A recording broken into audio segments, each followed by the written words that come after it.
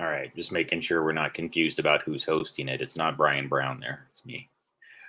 All right, welcome everybody. I didn't give much notice on this one tonight, so I'll probably be like that for a while. Actually, I've always been that way. I almost never give a lot of notice, but usually people would start to expect the streams to start around a certain time. So maybe we're getting back into that. I don't know. But tonight, I wanted to get talk just a little bit deeper about this. I've done this before, where I talked a little bit about the film FX and Dodi Fayed, but I wanted to get a little bit deeper into the story here, and just talk about this whole concept involving, what some people call false flags or LARPs, and what are historically some of the things that people have. How have they been discussed within lore or film or whatever else like that? And I guess what I found interesting about the whole thing involving Dodi Fayed and Princess Diane was here is a case of a very high profile, like two very high profile people, both Diane and Dodi Fayed, getting into this car accident and dying. And we're talking about the royal family there, like a woman that married into the royal family. So there's something that was, surrounding that death that was pretty suspect. Now, a lot of things, I posted something on Twitter today, and I've done this in the past, but I've noticed that it just doesn't seem to receive a lot of traction. It's one of those things where you point it out to people and you think that that's going to be one of those things that makes their mind get blown. And it kind of does. And like for me, it did. I mean, when I learned this, I was even like surprised by it. I was like, wow, I cannot believe that. And I'm going to tell you what it is, that the same guy that died with Princess Diana, Dodi Fayed, produced this film, FX, and its sequel.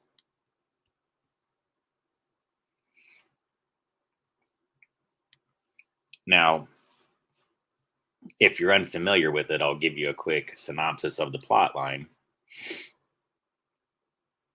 It's here on IMDb.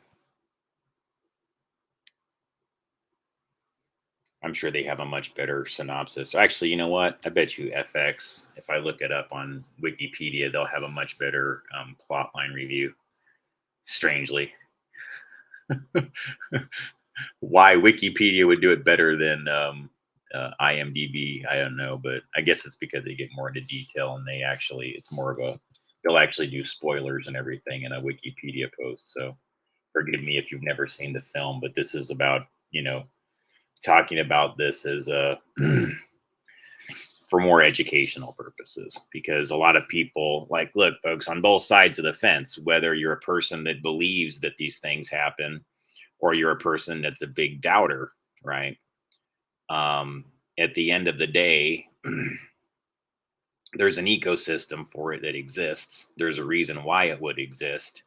And there's even been projects and films that have been put out there about their existence. And one of them just happened to be produced by a guy who could very well have been a benefactor of a similar type of disappearing program, where they do something in front of everybody in the public that gives the illusion that they were murdered or killed or disappeared, or however it worked. Well, not disappeared, but murdered or killed in front of everybody, or got into an accident. And then they just go off someplace else and disappear,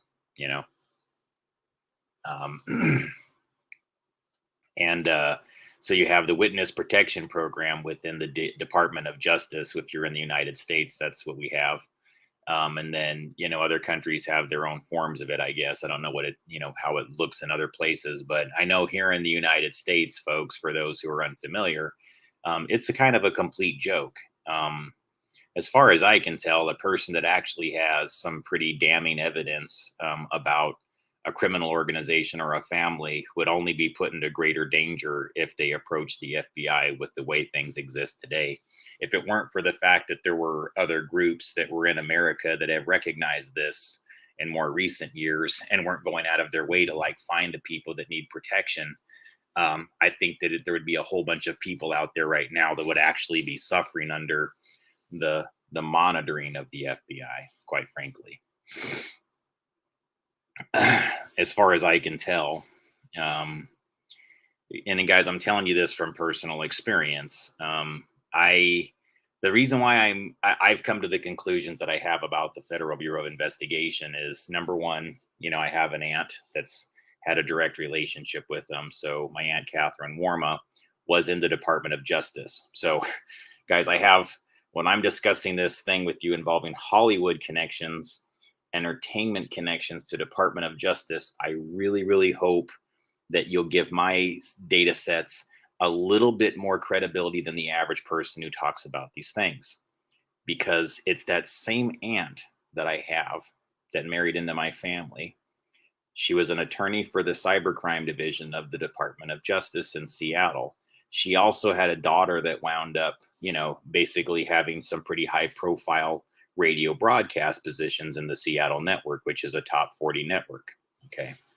Like a top, not top 40, but a top tier network, excuse me. And one of her jobs was on a top 40 radio station. The other one was on an ESPN radio. So there is relationships that exist between justice and media that are designed to sort of provide cover or do things that are more coded in nature or hidden in nature between media organizations and the Department of Justice. So I don't think that the film, what it presents as a plot line, is inaccurate or one of those like sort of Hollywood fantasy creations. I think it's quite literally Dodi Fayed as the producer. The thing I've learned about Hollywood, quite often a film is an advertisement for an elite class. For the rest of us, it's just entertainment. We watch a movie like FX and go, wow, that was cool. But a person that's super elite and rich that's in trouble that watches the film FX, they see it as a guidebook. It's like a guidebook to their future speakeasy that's going to give them access to something that the film is expressing. So again, if you need that type of protection and you can afford it, and you're at Dodi Fayed's level of millionaire, billionaire status, then a film like FX could serve a completely different purpose for you. It could be like a way to say, like, this is what they'll do for you. Are you interested? And so the rest of us don't realize that somebody just made a multi-million-dollar advertisement for an elite class because they're going to be paying that much per person for the service. There's an immediate profit advantage of them turning this, this advertisement into your entertainment. The people that can afford this will make up for it, whatever it costs to produce, because they're going to be paying like tenfold what that budget was. These are the elite of the elite. These are the 1%ers. These are the people that when they have effed everything beyond all comprehension and they require some disappearing services for themselves or one of their henchmen, well, this is who you would call in. It's the elite team of people that do something in front of everybody that we now know as a false flag or a LARP. And then it's so convincing to the general population that you believe the event happened. And if it involves a death, that person's now deleted from existence within public record, and they're no longer accountable for the crimes that they did. And they can now go on and live a new life with a little bit of facial reconstruction. So let's look into the plot line of FX deeper.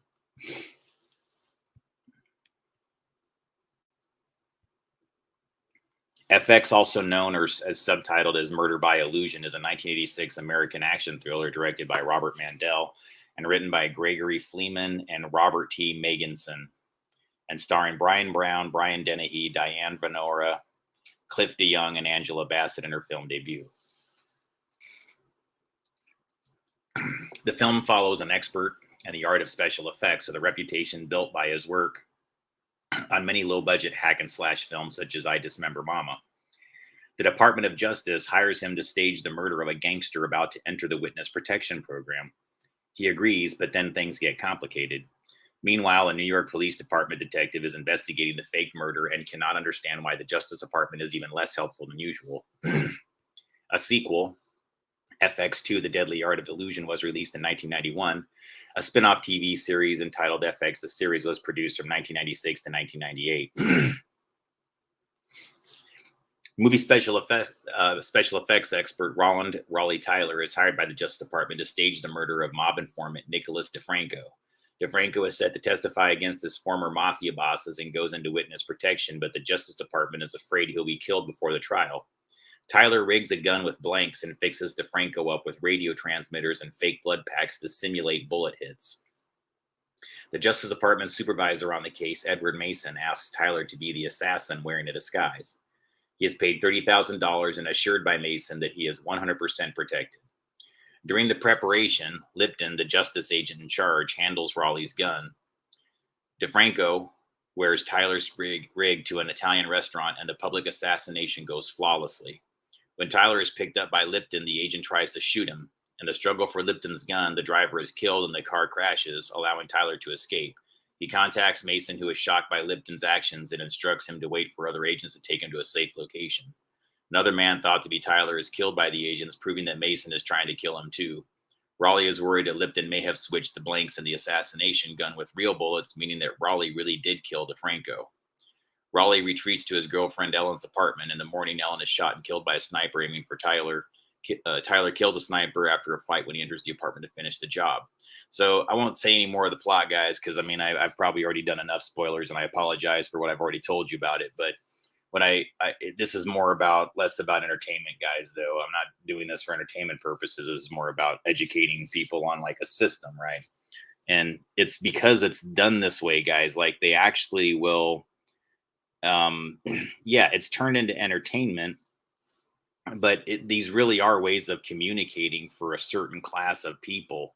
There's things within these series and these films that that to us as people that are not the audience it's intended for, they seem completely benign or just some regular line, or the plot line seems like it's just something that was written by somebody, when all actuality, sometimes the reason why a film like this is turned into a TV series is because the series begins to, on a regular basis, release information for a select group that are managing projects, so that emails and other types of communication don't have to transfer back and forth to people. They don't have to send written communications. They don't have to send anything else like that.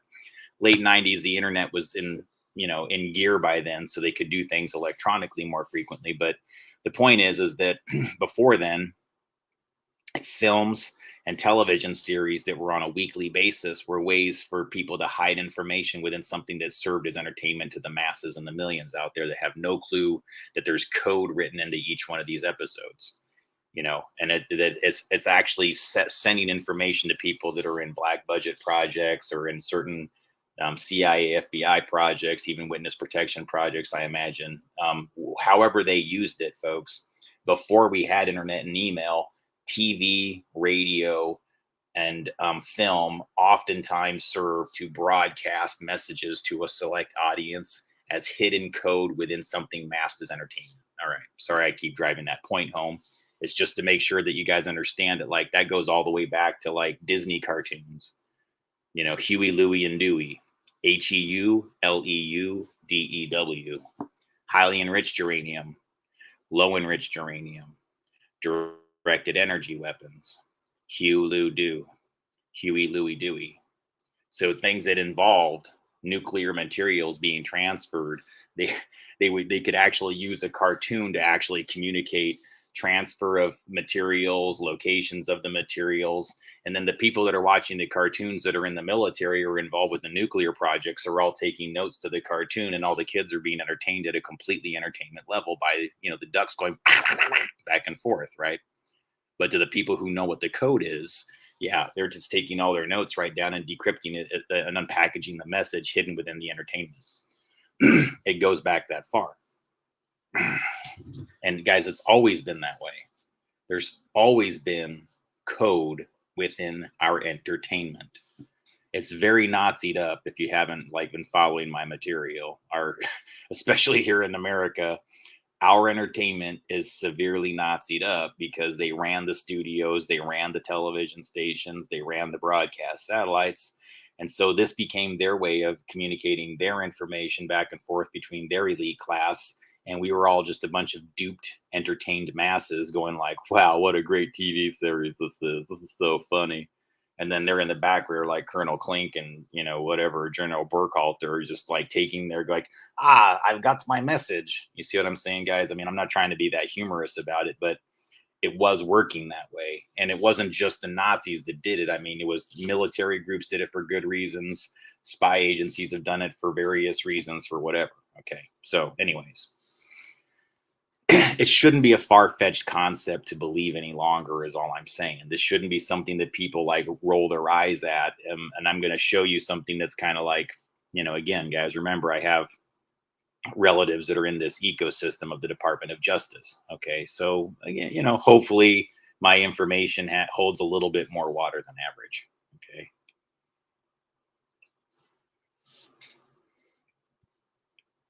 So that's the plot line of FX. And hang on here.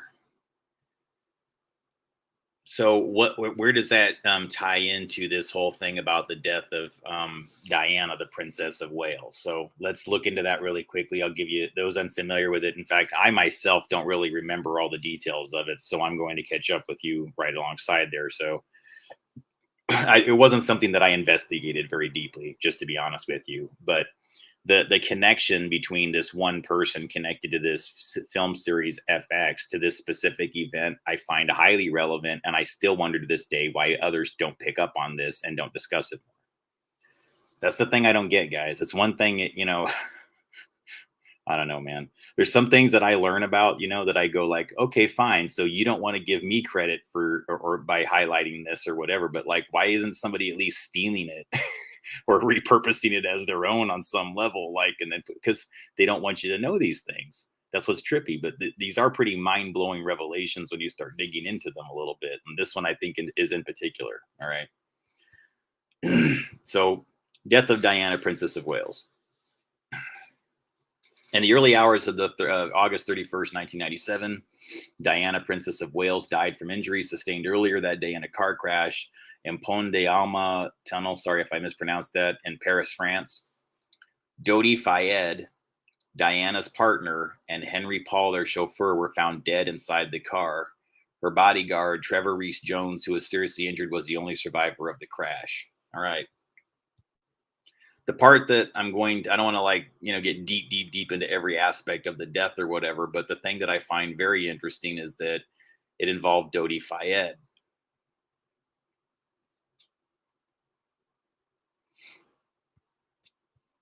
Now I'm going to show you something real quick here.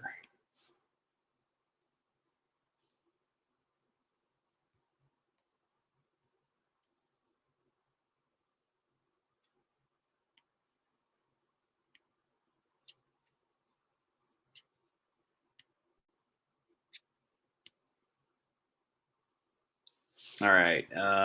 Hopefully I won't get dinged for this on YouTube.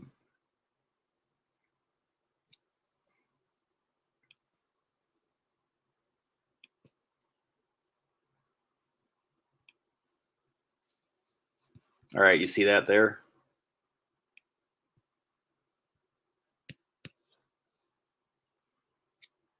That's the very opening credits of the film FX. Now, what did I just tell you about FX? What was the plot line of FX, right?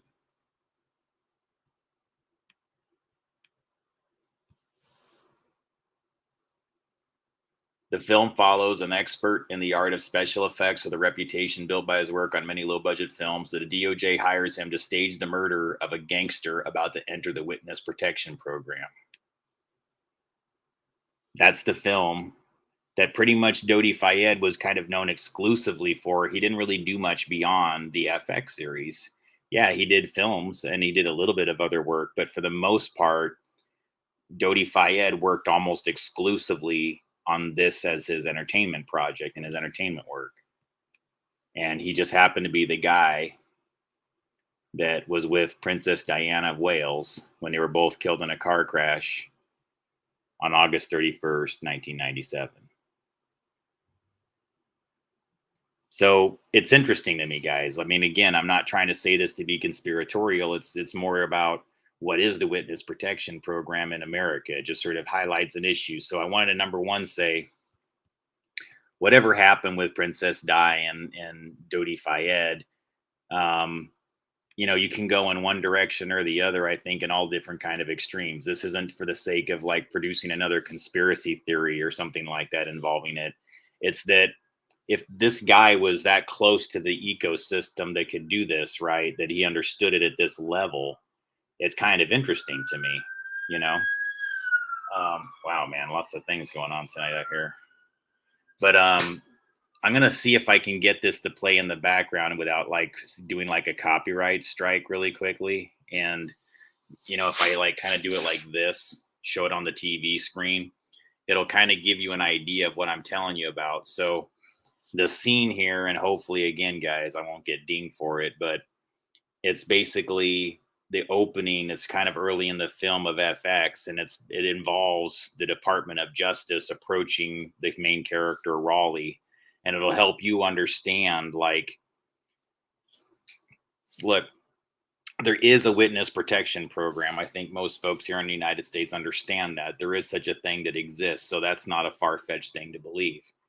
And what we need to look into now is we have to start developing plausible analysis of, or like let's be real here, folks. With the internet era and the ability to track anybody based on technology devices, specifically in smartphones, it is extremely difficult. It is not the 90s anymore. Nowadays, for a person to disappear is nearly impossible. You would, if you want to drop off the face of the map and be like a digitally invisible, I don't even know how the hell you can do it. It's nearly impossible. I mean, even for a person that's very sophisticated, I'm not sure if there's really a way any longer for a person to really truly get away from things and disappear like the way they would like to. I mean, even if it's just temporarily. So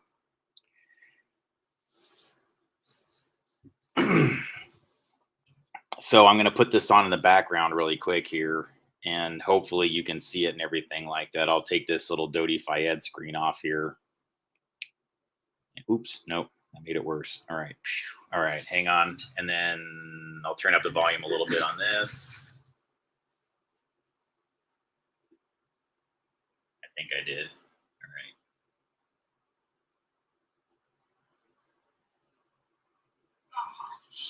Flood in the basement. Careful of that. I'll discover Mama. No.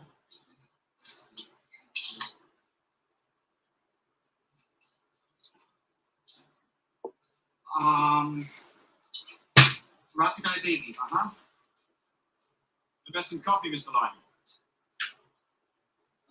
My name's not Lightner.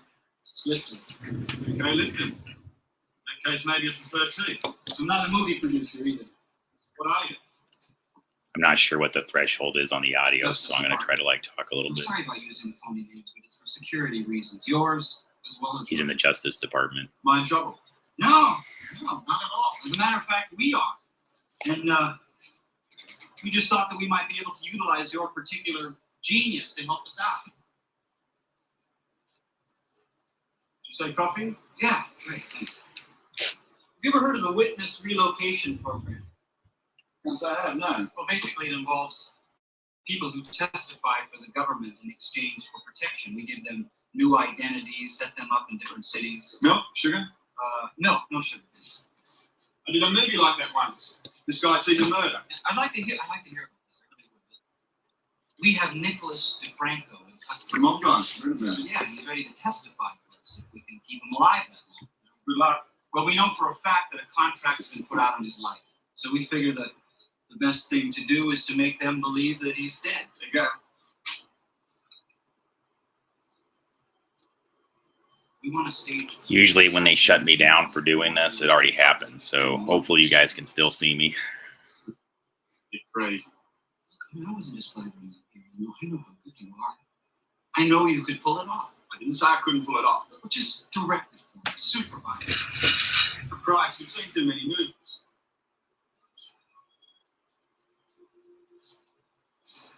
Just out of curiosity, when will this have to happen? Within a week? God, no. All right. That kind of gives you an idea of the plot line of FX. So like this guy here is in the Department of Justice, he approaches this Hollywood special effects producer like a fanboy and just says, "Hey, we've got this high level gangster that we need to disappear. We need you to help us." And so that begins the whole, the whole cat and mouse chase here, as far as like the plot line of the film, that I won't give you all the rest of it in case you want to watch it and actually be entertained by it.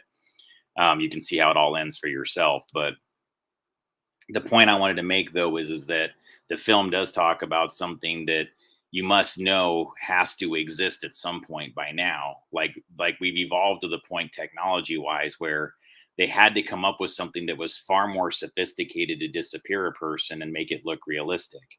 There has to be more realistic ways to make a person appear like they're someplace else if you're trying just to make a person look like they're someplace else temporarily. Spycraft, just basic spycraft, basic defense purposes of trying to make one person look like they're in one place that they're not, that kind of thing, just to keep them safe.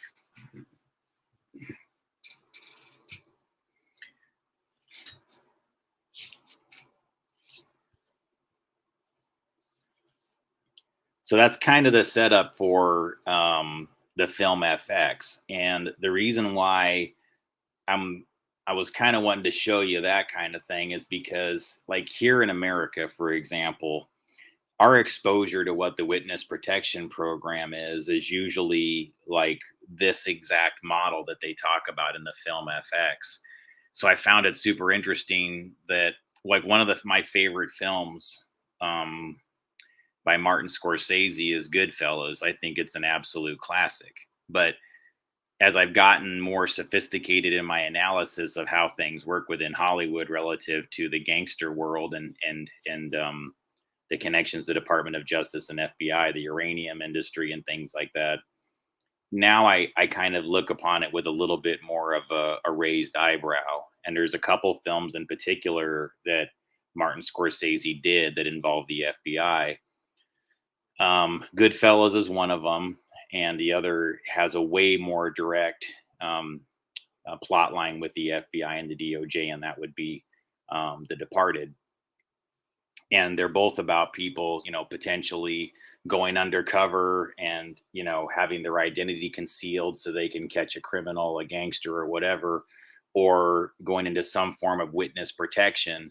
And there's a consistent theme that I've noticed, ladies and gentlemen, with this in the entertainment industry is almost in every single case where a person goes into witness protection, there is a double cross involved. Either the person that gets placed into it double crosses the agency that winds up helping them by just going out there and using their alias and their new cover to be a better, more well-defended, more protected criminal, because now they have a new identity where they can get away with doing the same shit they did before. So that's one thing. And then, sorry, I just did something on my screen there and it distracted me. So you have that aspect of it. And,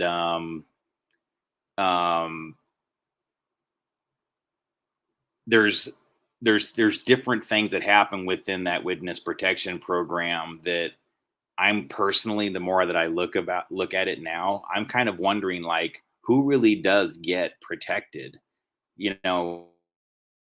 When you have damning information about a mob family or a criminal organization or a mafia or whatever else like that, what is it that justifies protecting you within the FBI and the Department of Justice's eyes? As far as I can tell, guys, the way the FBI is really doing it is that, like, if they've learned, I think, over the decades to use this program to pretend to go after criminals, when what they've really been doing, I would say probably pretty heavily the last 20, 30 years, is just whenever they find somebody who's a masterful criminal, they fake arrest them, which is the witness protection program. They put somebody else out there as some sort of puppet character that's an actor that allegedly did what the person that's going into witness protection did, right? So that's how they do it. They create a mirror.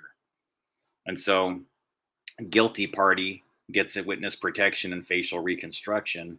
Actor steps in and they cross the data sets of the real criminal with the actor's fake narrative, which is basically designed by Hollywood like a script. They now create this person who did the crime here. Their whole story and lore is turned into basically a living film for all of us to consume as the American public. Does that help you make it more plausible? Not plausible, but does it make more sense to people I'm trying to explain this to? It's like most of what you see released out there, ladies and gentlemen, now, if you ask me, are false narratives. They're placing false narratives. I've read the press releases from Department of Justice cases connected to my own aunt. And I'm telling you that and it's not just hers. I'm not cynical like that. I've seen it with other cases where I'm going, this isn't what happened. This just looks like you're just making this part up and this part up. This is like, it's too coded. It's a little too conveniently like synchronistic with the way some people's names match the activity they're guilty of. You know what I'm saying? You know? So it's like, like if somebody stole credit card numbers and their name was like Robert Cardano, Rob Card, you know what I'm saying? It's things like that they do, steal cards, rob card, Robert Cardano. They would do something like that, within the story. It's like, well, we caught Robert Cardano who was stealing, who was robbing cards all over LA. Okay. Because that's kind of their to the criminal enterprise, yeah, we got him, guys. No, they recruited, Bill Smith or whoever the real person was. And then they create the fake story that's put out by the press. The FBI swoops in to fake arrest. I think actually some of the agents in the FBI actually believe the cases that they're actually arresting. Like they go in there because they've been told that these are real life people. They have birth certificates, they have IDs, all of it. It all looks very realistic, but it is pretty much a LARP that's been placed there for them, like T-ball. These are T-ball crimes set up for our T-ball FBI and DOJ. Because when the real people get caught, they don't knock them out of the park. No, they recruit them into the organization. And now the game of T-ball is set up. You guys know what that is? It's where the pitcher doesn't have to actually throw the ball. The kids just get to put the ball on a tee and go, and then see how far it goes. So there's no challenge to it. It's like a way for them to like learn how to play until they're more skilled and things like that when you're a little bit younger. But that's kind of how they're functioning now as an agency. It's very Fisher Price T-ball. It's like, oh, don't worry, you don't have to like handle any real crimes.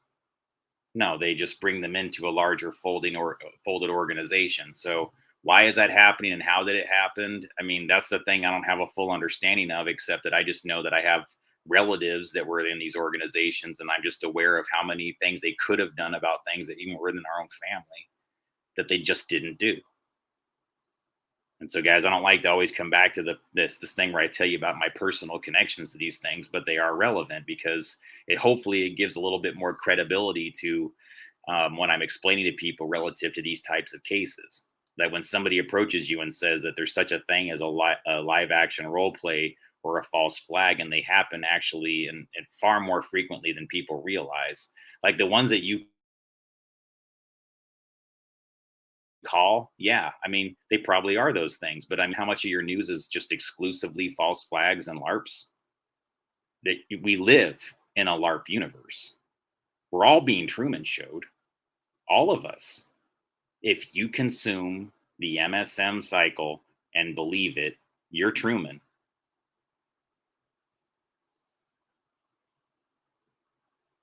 It's like it's damn near mocking you right in front of your face about how little you recognize what bullshit it is. The news, the actual news. And I know, guys, like most of us here are sophisticated enough to know that. We all get it here for the most part. The people that are in these chats, like they know that the news is basically bullshitting. But it's so far deeper than that is all I'm saying, guys. Like the reality construction, the reality manifestation aspect of what they're doing with crisis actors and swapping real crimes for fake crimes, and then actually continuing on the real crimes using this team of actors and the DOJ and the FBI and their uranium and Hollywood partners. It's just this big club that you're not in if you don't know about it. And if you're in the club, it's because you did something or are willing to do something really fucked up and you're compromised. And if they got you compromised, then they can control you. They don't got to worry about it.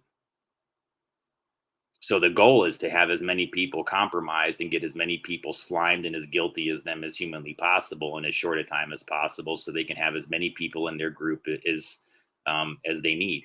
And if you ever try to talk shit about them and you're already in their group and you try to get out, then got news for you. You're going to get punished severely. And you're going to learn that there is no getting out, just like a mafia, because that's what they are. So let's talk about that. Like, what is this Henry Hill story, right?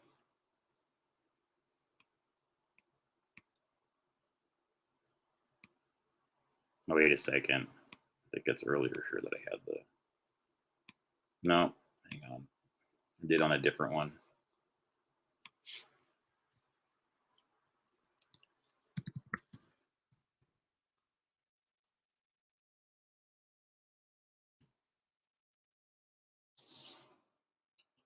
Henry Hill Jr. was an American mobster who was associated with the Lucchese crime family of New York City from 1955 until 1980, when he was arrested on narcotics charges and became an FBI informant.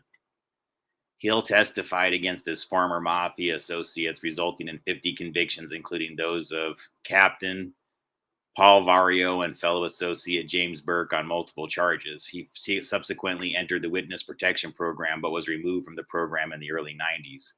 Hill's life story was documented in the true crime book Wise Guy Life in a Mafia Family by Nicholas Pileggi, who was subsequently adapted by Martin Scorcese into the critically acclaimed 1990 film Goodfellas, in which Hill was portrayed by Ray Liotta. As long as I could remember, I always wanted to be a gangster. I used to do a lot better on my Ray Liotta, but it's been a while since I watched the film. It takes practice. Yeah, I'm not doing it too good tonight. Anyways, and those unfamiliar, well, I'm sure most of you know. Is there anybody here who doesn't know what Goodfellas is? Everybody knows what Goodfellas is, right? It's practically like not knowing what Star Wars is. Like, when it comes to like gangster entertainment, like, you know, Goodfellas is probably next to I'd say Godfather. I'd say Goodfellas is probably the most, you know, notorious, well-known, well-regarded film about the American mafia. But again, you know, the part that you're going to notice as a consistent thread is within entertainment. And again, guys, you know, I bought into a lot of it too, the lore, where it's strange how you walk away from series like The Sopranos or Goodfellas, or on some level even The Departed, and no matter how vile the gangsters are, there's a romanticism involving them that it's very, very strange the way they try to get you, and oftentimes succeed in getting you as the audience to love them or empathize with them or find them charming. And it's hard not to, guys. I mean, humans are humans, guys, whether you're a criminal or you do some horrible things or like of their character that is, you know, because you would be, I don't know, it's almost like you wouldn't be giving the full, if you only just painted them as people who came across as purely evil all the time, I don't think that that would really be giving it an accurate portrayal of how their personalities truly work, because they oftentimes are extremely charismatic. They are people that can gain the trust of people very easily, ones that are sociopathic and killers and things like that. So but I mean, the problem I think that we have is that you walk away from a lot of Scorsese films, and I'm a fan of his work, by the way. So I'm not trying to be a hypocrite here, but you walk away with a sense of humanity for the gangster and less for the victims of the gangsters. You oftentimes almost will celebrate side by side with them in the movie, like, well, that person was a pussy anyways, or maybe they deserved it, or maybe they shouldn't have ratted on him, or maybe they should have minded their own business. I mean, there seems to be this common thread in the films where you're almost like laughing when somebody is like has their ass kicked by a group of gangsters. It's trippy. And you'll find that a lot in the film Goodfellas. You're almost like expected to reward the thuggery and laugh at the thuggery and find it at least semi-humorous.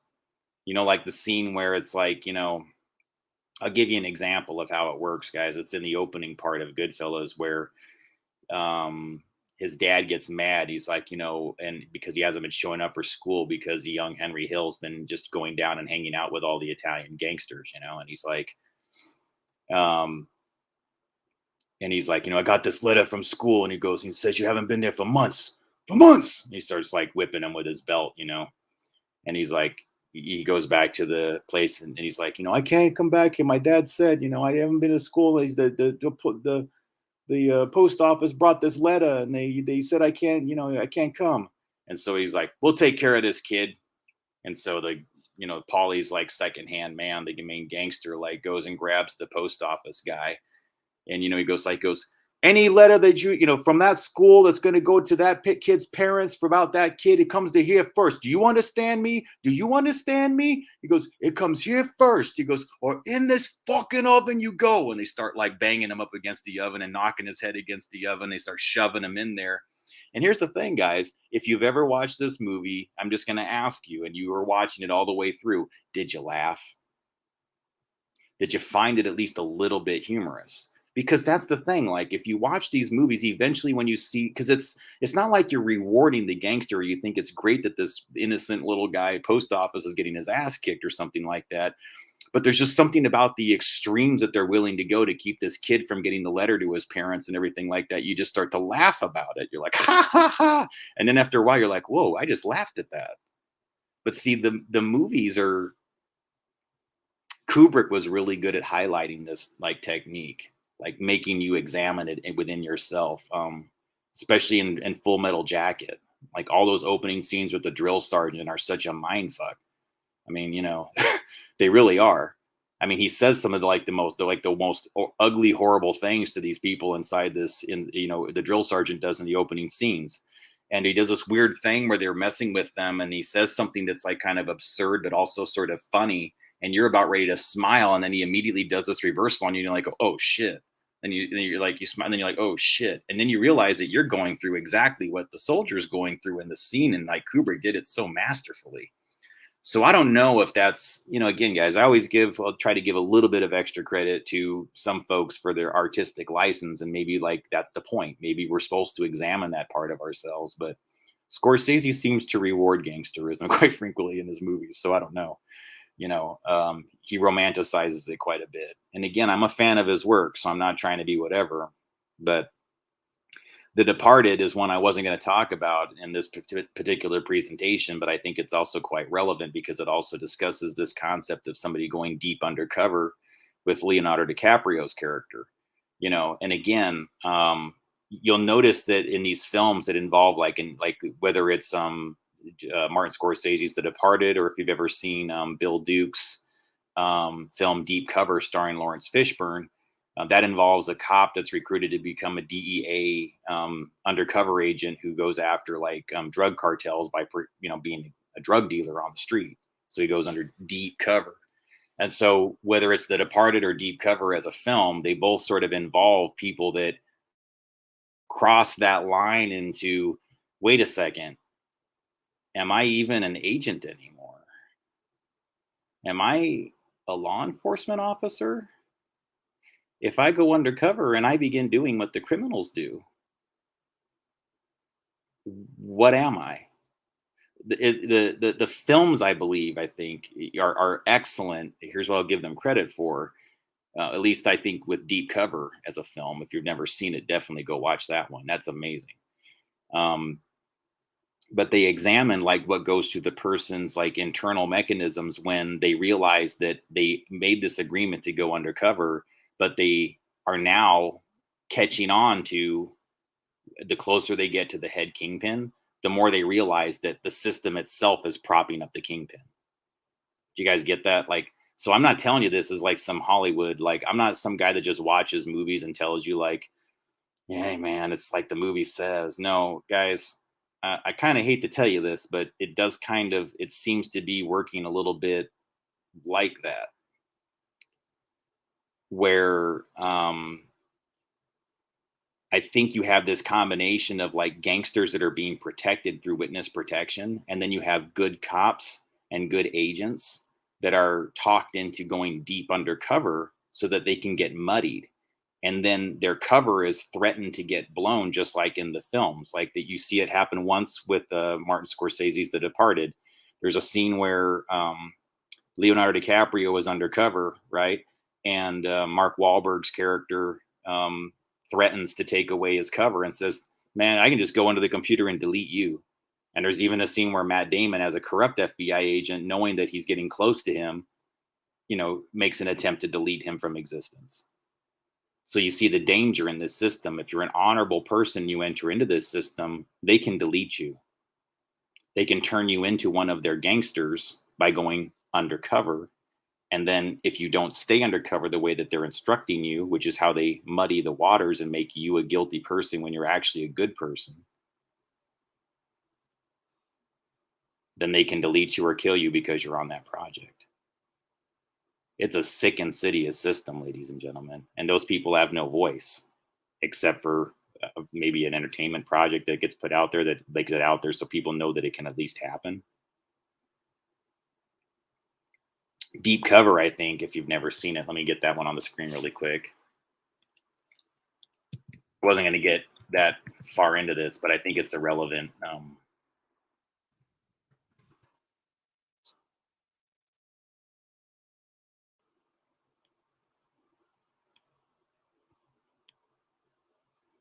This film is very underrated.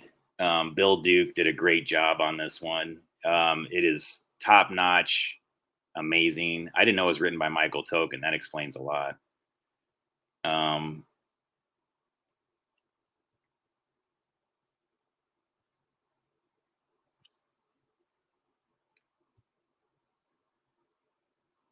Yeah, in 1991, Stevens is a police officer. He's recruited by DEA Special Agent Gerald Carver to go undercover in Los Angeles, claiming that his criminal-like character traits will be more of a benefit undercover than they would serve him as a uniformed policeman. Stevens poses as a drug dealer, John Hull, in order to infiltrate and work his way up the network of the West Coast's largest drug importer, Anton Gallegos, and his uncle, Hector Guzman, a South American politician. Stevens relocates to a cheap hotel in LA and begins dealing cocaine. One day, Stevens is arrested by devoutly religious LAPD narcotics detective Taft and his corrupt partner Hernandez as he buys a kilogram in a setup by Gallegos' low-level street supplier Eddie Dudley. At his arraignment, Stevens discovers that he bought baby laxative instead of cocaine, and his case is dismissed. Stevens' self-appointed lawyer, David Jason, who is also a drug trafficker in Gallegos' network, rewards Stevens' silence with more cocaine and introduces Stevens to Felix Barbosa, the underboss to Gallegos. Felix kills Eddie when he finds out he's working with the LAPD and enlists Stevens as Eddie's replacement.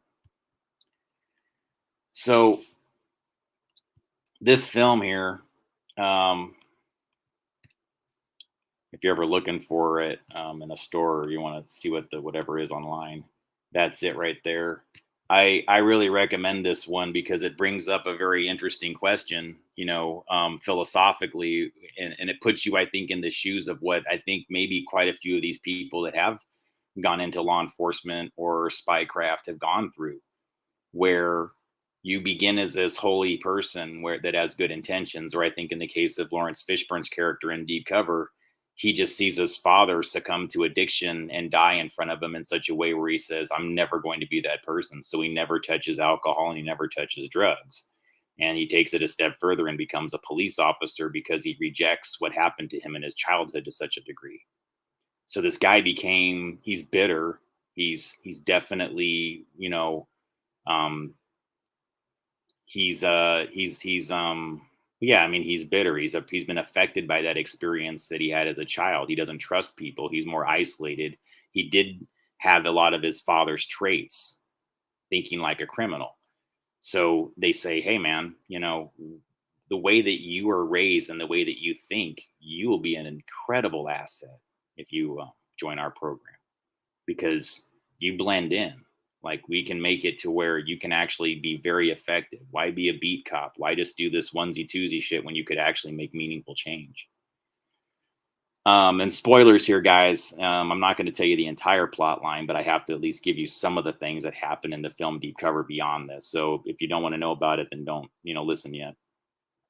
But there reaches a point where he realizes that he's not going to make meaningful change. And I'm not trying to give away too much, guys, but his character is actually faced with like being told, like, okay, you've gone too far. Like, I know we told you to do this, but you can't really do this.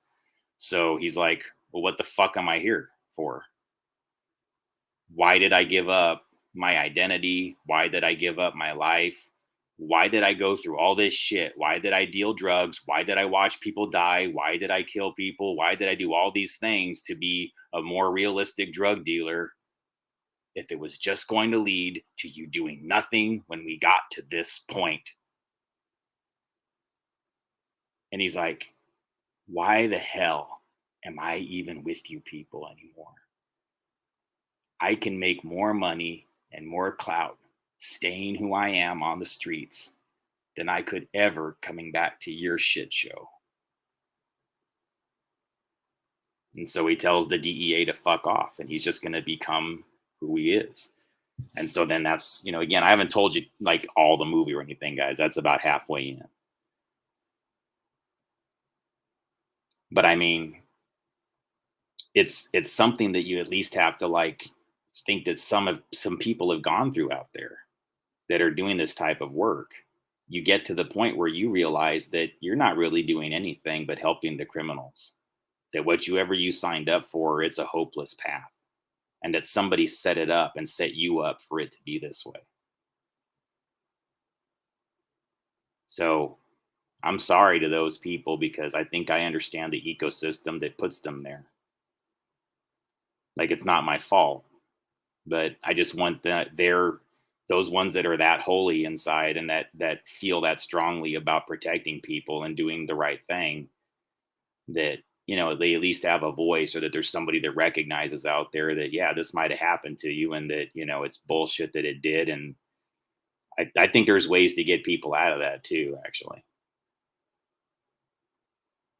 I mean, I really do believe, folks, that we're kind of in the middle of an ascension, like right now. I'm telling you about these types of things right now, but it's just to help folks understand just how synthetic the reality that we've been existing in it for a long time. Like, this is just it's part of the whole media cycle. It's part of fake news. It's part of all of it. We no longer should accept that when you turn on a news station or open up a newspaper, that the story that you're hearing or reading or consuming has any basis in reality. That it is every bit as much of a plot line as a lot of the things that you see in films. And very little things that happen in reality are truly reported anymore. Yeah, little small town papers where things happen on the streets or whatever. I'm not saying those things aren't happening. Sure, they do. But for the most part, stories that are consumed on all the different media outlets, famous kidnappings, murder trials, serial killers, are largely fake. Now, events that underlie the fakeness are actually real in many cases. And so the fakeness that we're all exposed to and see on the screen in the form of a trial or a fake arrest or a fake prosecution, or whether it was a Harvey Weinstein trial or it was some whoever it was, guys, there's too many of them. If it's high profile and got your attention, it was probably largely fake. And it served another purpose. Is code being passed about something else?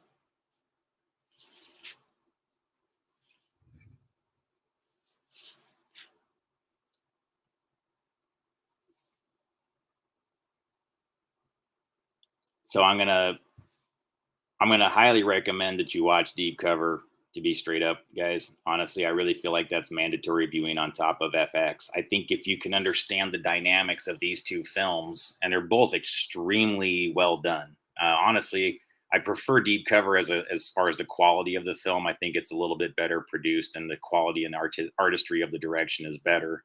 Bill Duke is a great director, and his visual style and the editing on Deep Cover is actually super impressive. I mean, and Jeff Goldblum's is great in it. Lawrence Fishburne, there's the supporting cast is just filled with lots of old school, people that were in like lots of cool 70s and 80s films and everything like that, in smaller parts. And it's got a great cast, really good writing, very good direction. So there's really, even if you're just watching it purely as entertainment, you don't really care about anything else that I'm saying, I would recommend it on that level. But if you think of it as a larger philosophical discussion, or like, and again, I don't want to give away towards the end, because like what the film discusses as a larger philosophical thing, when you're placed in a situation where, like he was, where you realize that you were told to be a fake drug dealer, but you became a real one, to become, there is no faking being a drug dealer. You see what I'm saying? Like he's not like he went out there and sold baby laxative. He went out there and sold cocaine. He crossed the line. And so he's asking that internal question in himself. What am I? What have I been the last however many years while I've been deep undercover? It causes a crisis of consciousness inside him. But if you see what goes on later in the film, like it all kind of goes around full circle as far as what he's able to do with it. And it's actually really cool. So again, I don't want to give it all away, but it's one of those ones that kind of like leaves you, it informs you and leaves you satisfied simultaneously. And I like that about it. It's not a hopeless movie. It's actually got a lot of cool shit going on with it. And then, yeah, guys, so the thing about Goodfellas,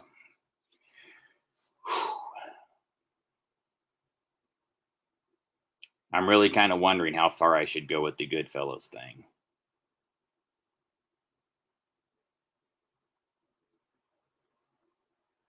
I think the reason why Goodfellas raised an eyebrow was, and I'm going to leave it at this, and I don't want to like say too much on this one. I'm honestly not trying to be cryptic, but the timelines that are around the character Henry Hill, that we're all told was this notorious gangster that went into witness protection and made a movie about.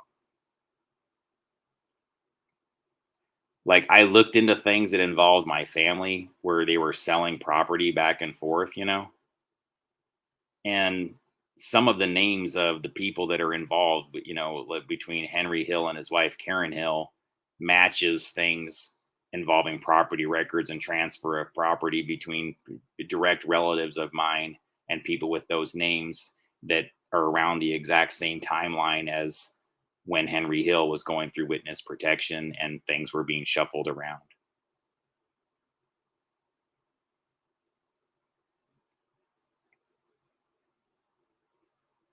And a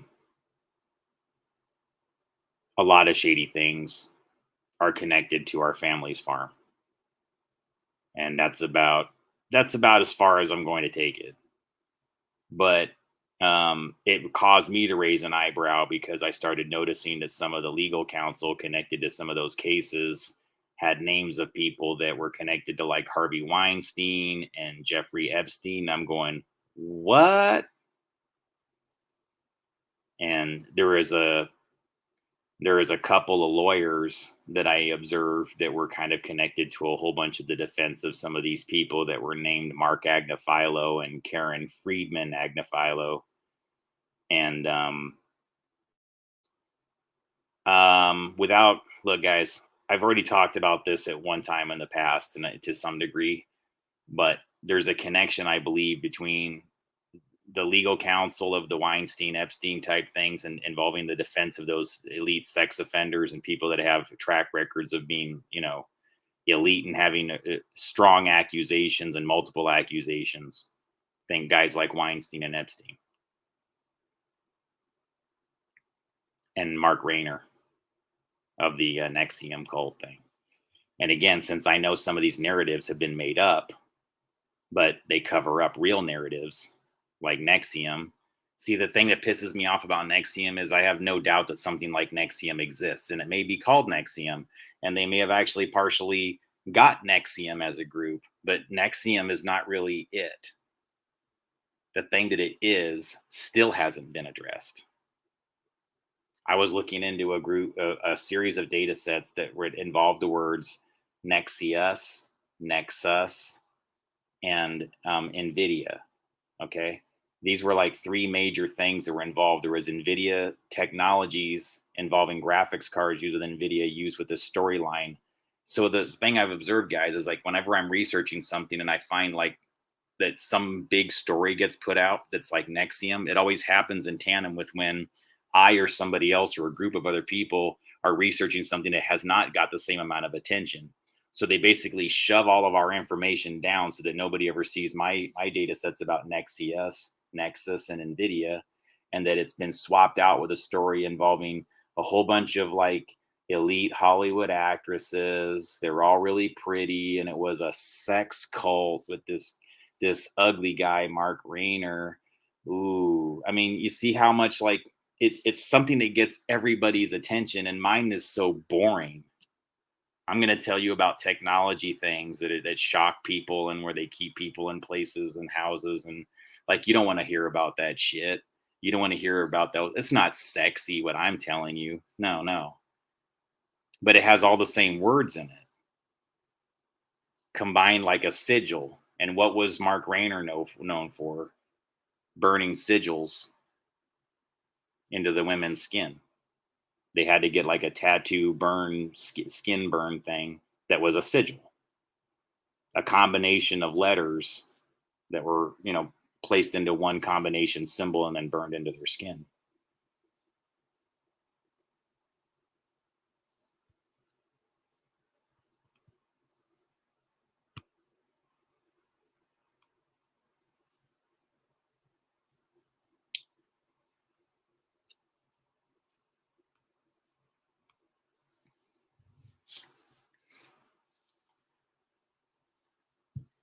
So that's basically the thing involving FX and Goodfellas that I kind of wanted to share with you guys.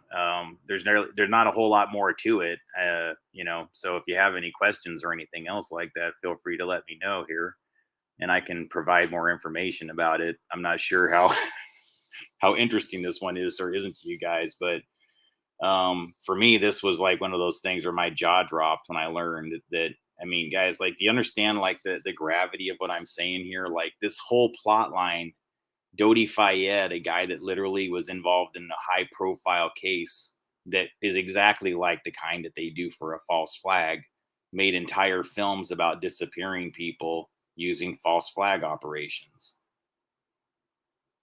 And he's the one that died with Princess Diana. It's just something to think about. And again, not for the sake of being conspiratorial. It's because what folks need to start accepting a little bit more inside the United States, because there's been too many people, like, we talk about these things in abstracts far too frequently. And it gets to the point where even though we know things happen, we don't talk about them in specific directed data sets enough. So that's why I'm telling you guys, like, I'm not just telling you that FX exists. Tonight, I can actually show you in America the ecosystem for how FX exists if you're interested. Now, it doesn't mean it exists through these companies, and it doesn't mean that it happens this way. But what I could show you tonight, if you're interested, is my aunt, her family, she's at the Department of Justice, and I can show you a slide that'll show you and prove it to you. She was a retired Department of Justice attorney whose relative, within her own family, co-owns, I should say, a company of crisis actors that's called ProAct, Crisis Assault Actor Training. That's why it's professional, act, ACT, assault crisis training, ACT, ProAct. Is this thing on?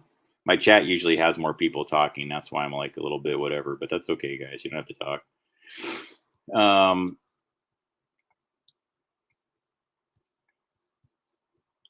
All right. Yeah, I wasn't going to go quite that far with it tonight, but I think I should actually, because you should see this. Um, I have some video that I've already done about it. I could go there with it. And I also have some slides. So I'll show you really briefly so that you can actually, without it like scrolling across the screen really fast, I always keep these things stored on the cloud.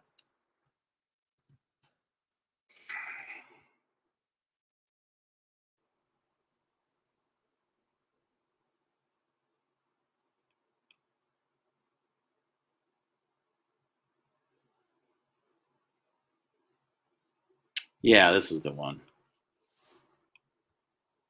All right, let me get it on the screen here.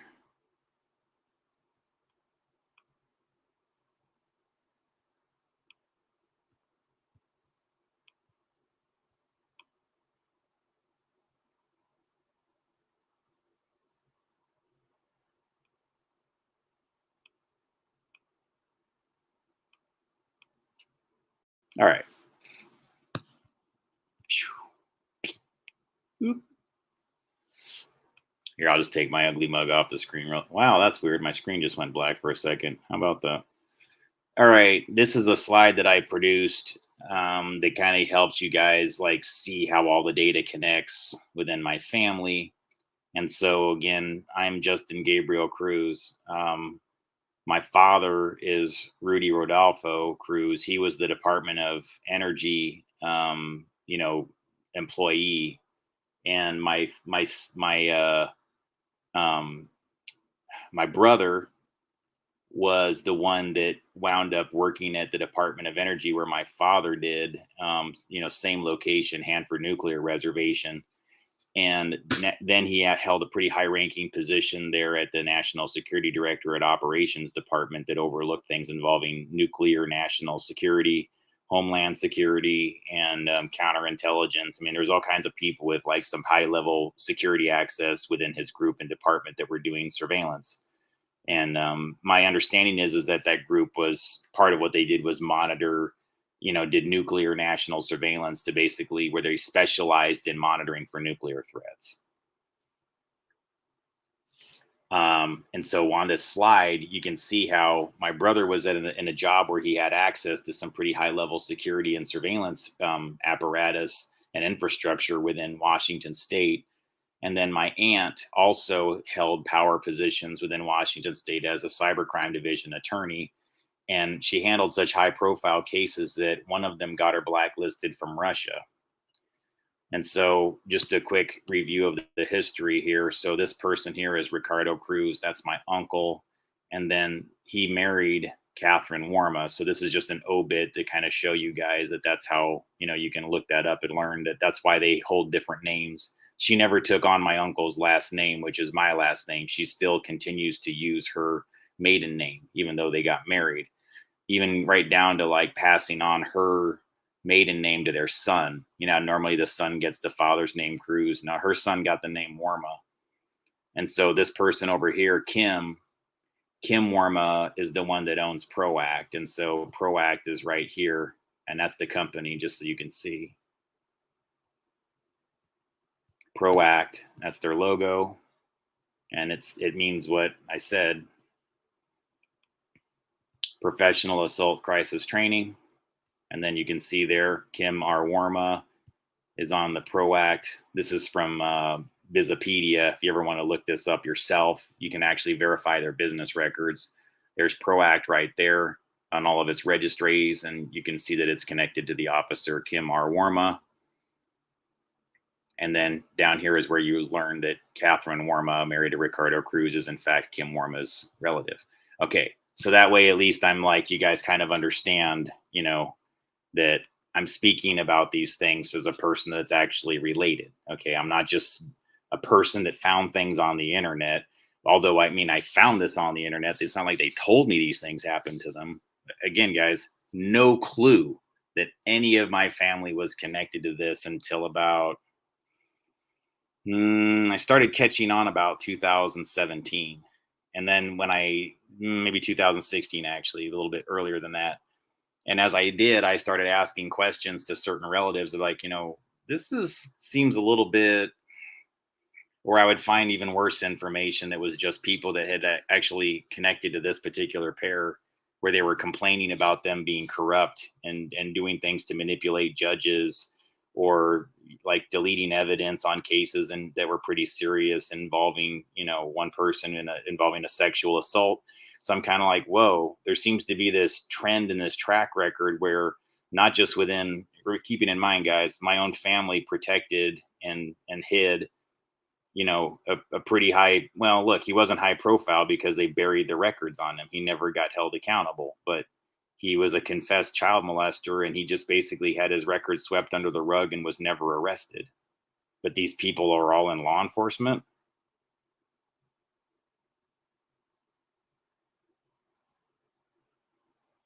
I mean, the Department of Justice is like really where law enforcement has to get their cases. Like once things like have gone up all the different tiers, you got to go to the DOJ to get somebody or prosecuted and put behind bars or fined or whatever. And if they don't do it, then all law enforcement's work is for nothing. So interesting that my aunt hold a pretty significant position there. And again, I had a family member, my own father, say that she didn't hold a significant position. Okay, but father, if you're ever watching, how about you look at this, dude? Come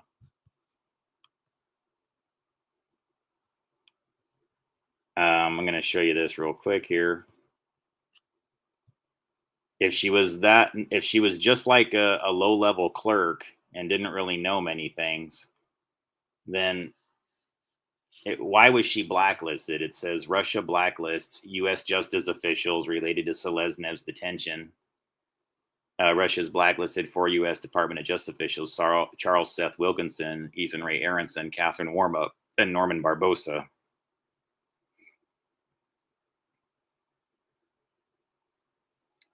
Norman Barbosa. Wait a second. What was the plot line of Deep Cover? Felix Barbosa was the drug dealer they were going after. What a strange coincidence. Anyways. But that's actually an article, a press article that shows, so that, you can actually see it on the same screen here, that these are in fact the same people. And I'm not trying to belabor this point, guys. It's just that, I feel like there's some degree of fakery going on with something involving all of this, and who's faking it for what reasons and why, I don't really know. But just to be clear here, guys, so that you can see all these records in the same place. Yes, that Catherine Warma, married to that Ricardo Cruz, my uncle, that was the job that she held right there. Okay. You can see assistant U.S. attorney in the computer hacking internet crimes unit. And then as a result of a case that she was involved in, she was blacklisted from Russia. And guys, ever since then, what has been going on between America and Russia? Our media is constantly villainizing Russia. It's always Russia. But the fakery in the United States, Russia knows about it. You guys, they do. They know how we fake shit. It's America that doesn't know exactly how we're faking shit. I mean, we all kind of know a lot of things are fake, but we don't really dig deeper and try to learn how it's getting faked. This has been the masterful thing that they've been doing the last few years, is just getting us to accept it and not investigating beyond that. And it kind of pisses me off, because I'm telling you guys about the ecosystem that exists behind false flags and LARPs. Nobody puts me on their show ever. Why? Why, guys? I'm not looking to be famous. What I'm telling you is, if I'm doing something radically different than the average person, I'm actually giving you company names, showing you ecosystems, showing you the network of actors. Who the fuck is doing that, you guys? Nobody. Nobody's doing it but me. And here I am, still struggling to find an audience beyond 2,000 subscribers. Are you shitting me? Really? Is that reality? Is that reality? Or is that a little bit of rigging? No, my information's far better than most of the people that have millions of subscribers. So why? And why are none of them intellectually curious about these data sets? Why is it that I don't hear from anybody? Like the last 2 months, guys, I haven't got a single email from anybody. out there from any of these and any press organizations, anybody with any inquiries, not even anybody who was like a fan of the channel. Nobody, nowhere, no. Is that reality? Should I accept that as reality? Because it's not. That's rigging. I don't believe that this is how it's actually like, that nobody's interested in this. I don't believe it. It's being hidden. And who can hide it better than people with these kind of connections? National Security Directorate, rigging at SAIC and Leidos, having backdoors to every IP address and every phone number in America. If you want to get listened to by the FBI, well, guess who can intercept that? I've got an aunt that was in the DOJ. You think the FBI is going to listen to me before her? Me before her? Their old colleague.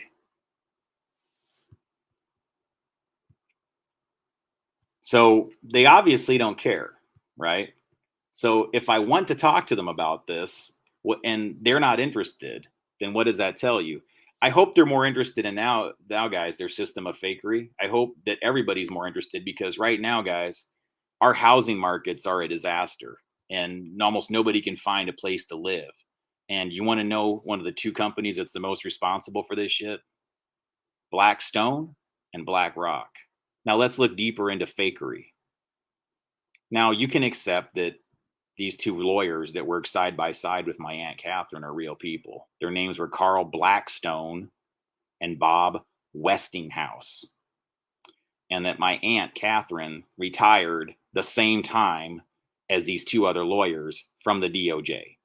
Now, guys, I used to be a radio frequency engineer in a department where there's only like, several of us or whatever. And I can't imagine that there's like tons and tons of attorneys that are doing all kinds of cases out there. So my guess is that losing 3 people from the DOJ's cybercrime division and attorneys fraud department simultaneously would be a huge blow to their agency. In fact, it would almost be something where the employees themselves would go like, maybe we shouldn't all retire at the same time.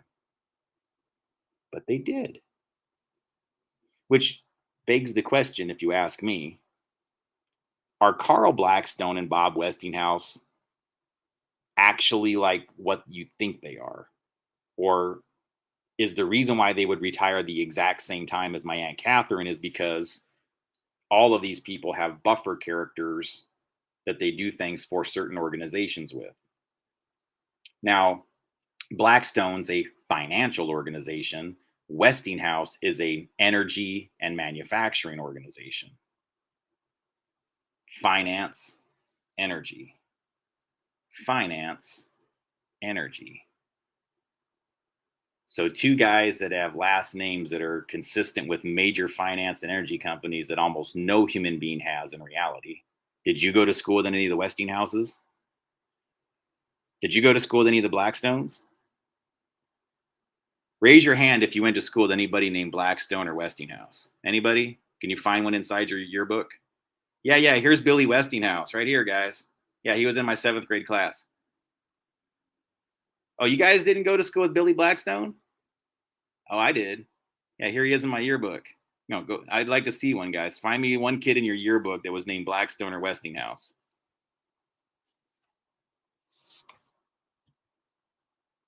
Gonna be difficult, isn't it? Are they real people? All right, fine. So maybe fakery is necessary. Maybe because she handles cases involving high-level Russian, well, she'll say gangsters, but it's just a guy that was stealing credit card numbers, a cyber criminal. It's not a big deal. So the thing is, when you're handling high-level crimes, my guess is that they're going to give you some buffers. And hers, if that's the case, if, guys, I really wish I didn't have to talk about this, but I wind up always having to. Why would the 2 lawyers that my Aunt Catherine retired at the same time of be named Blackstone and Westinghouse? It's a question that I think deserves to be answered in a more like broad way. I would just like somebody to be held accountable to answer these fucking questions sometime. I want somebody to, without it being like well, I guess it's just a coincidence. No, it's not. I don't believe it is.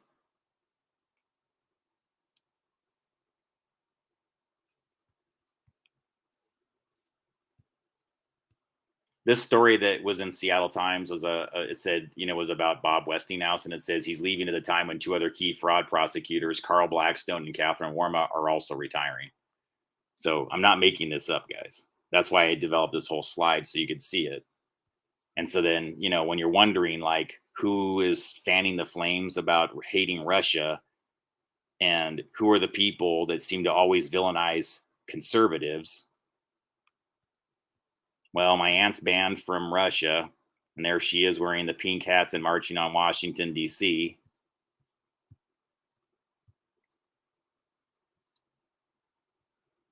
The Clinton-funded Russian disinformation drove the witch hunt against Trump. Well, the one thing I can tell you about most of the family is they're not just Democrats, but quite a few of them are Hillary Clinton loyalists. Something that boggles my mind. How anybody could be at this point, quite frankly. I mean, I think it's cool if people have still are like having the left-right debate. I kind of understand how that all works, and I get that some people still believe there is such a thing as left versus right. But if you're choosing Hillary on that side, I'd be like, wow, man, you really are like in the dark on like what the hell's going on, or you're just choosing that side because, well, then they must be advocating for something that you like. Not trying to get political, guys. It's just,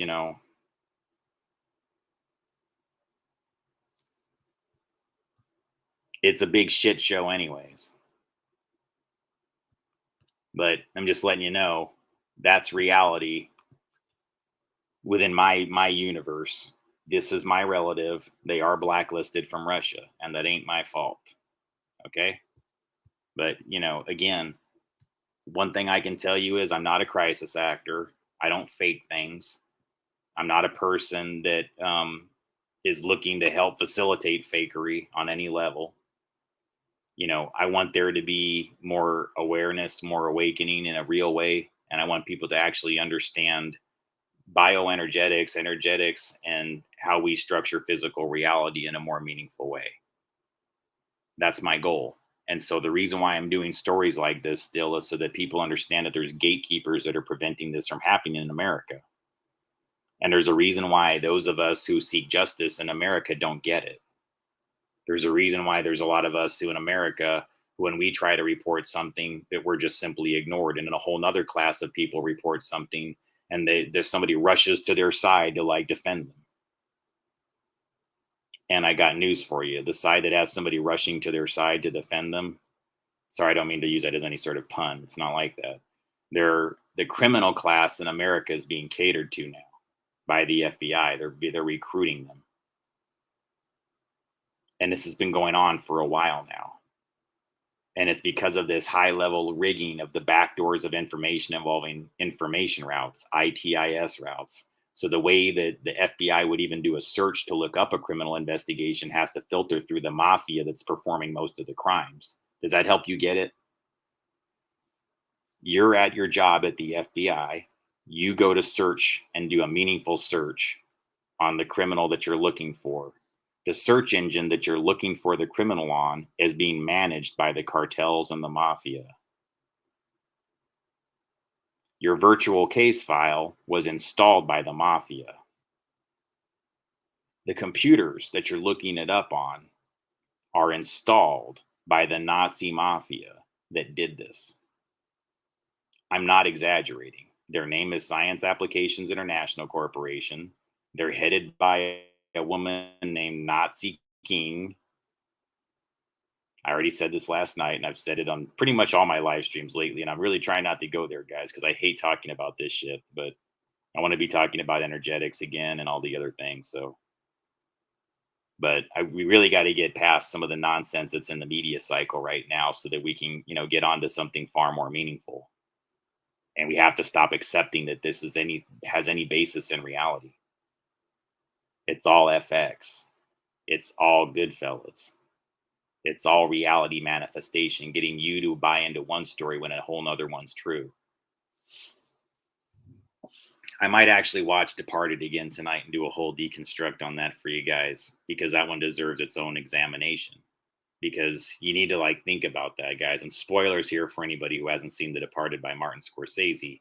I mean, the big revelation in that film, okay, is that the main guy that they're all looking for, it doesn't matter if you're the cop who's undercover, it doesn't matter if you're actually the guy that was working for him. Like the main revelation is every single person that had a connection inside the FBI, whether they were the undercover person, whether they were the person leading an investigation for the Baldwin side, the Baldwin Wahlberg side, or they were the guys that were or no, not Baldwin.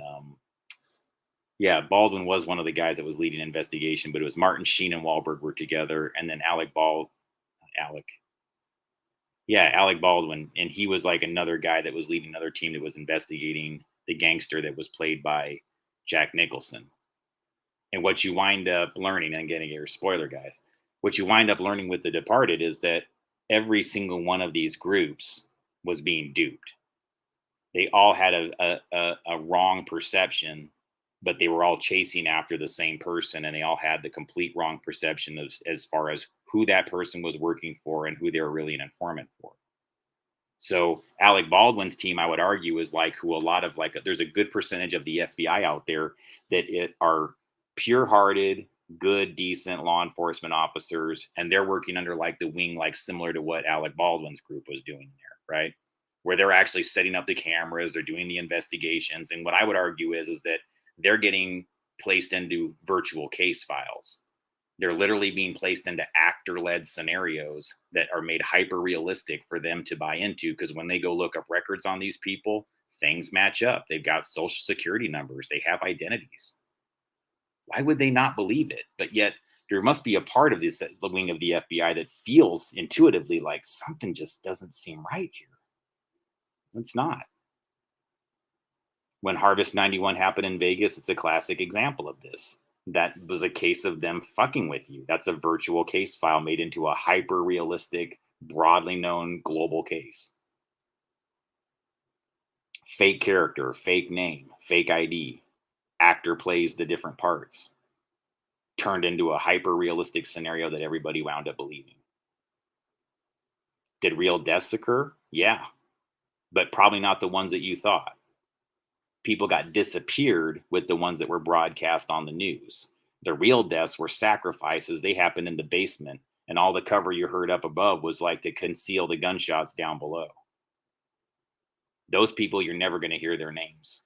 I'm told that even a lot of the ones that happened in Harvest 91, those were sex workers that were from elite, clients, like billionaire clients.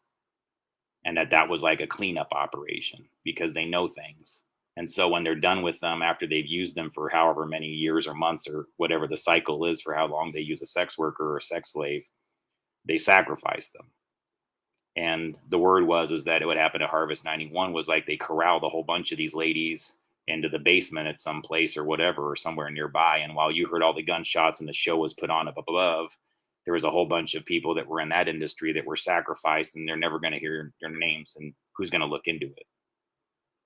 Because right? That's what's so insidious.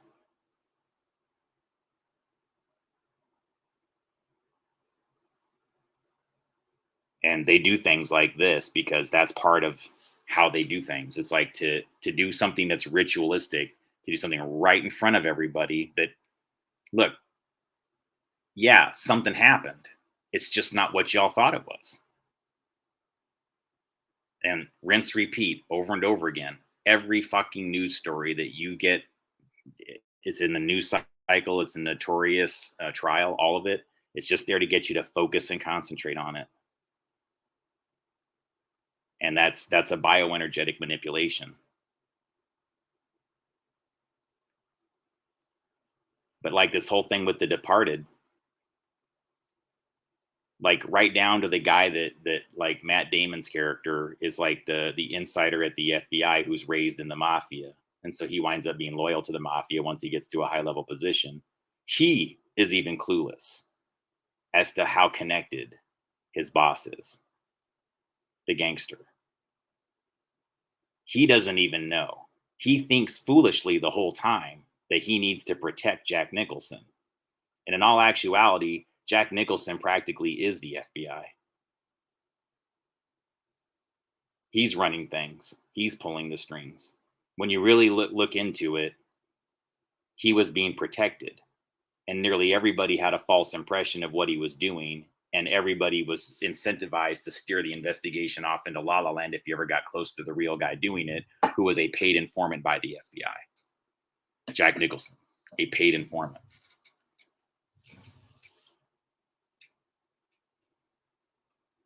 But he's the main gangster that all the other ones are looking for. You see what a mindfuck this is on everybody in that organization? But then to the outside, it just looks like the whole thing is corrupt. Well, it is. Yet there are people there that are really trying to do the right thing. But look what's in front of them. A virtual case file that steers them off with details that are kind of in the realm of the real thing, but not the real thing. And if they want to keep their jobs and keep doing the right thing, the best thing they can do is to keep arresting the people that are put in front of them, which at an intuitive level by now, they must know, at least sometimes, are not who they say they are. They're just actors. And the real people, they get put into that witness protection program. And what I think happens is the intelligent in the more, look, the ones that figure it out, they're just told like, witness protection, just, okay, you're smart, good job, but keep it down. And so we have a system now that basically is just recruiting criminals. You guys get it? That's their function now. Because think about how much I know, you guys. And the FBI just keeps acting like I don't exist and they don't officially protect me. I get that from vets and military, not FBI. They keep acting like I don't exist, hoping that I'll get killed by the mafia.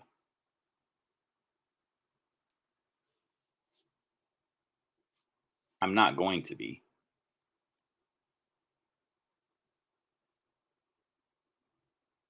But I know who they really are. And I need an international court at this point. I do. I know who the real Khazarian mafia is.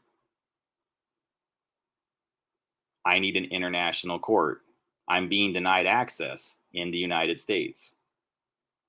Just being real with you. I don't want that kind of attention. I don't even want to have to go to a place like that.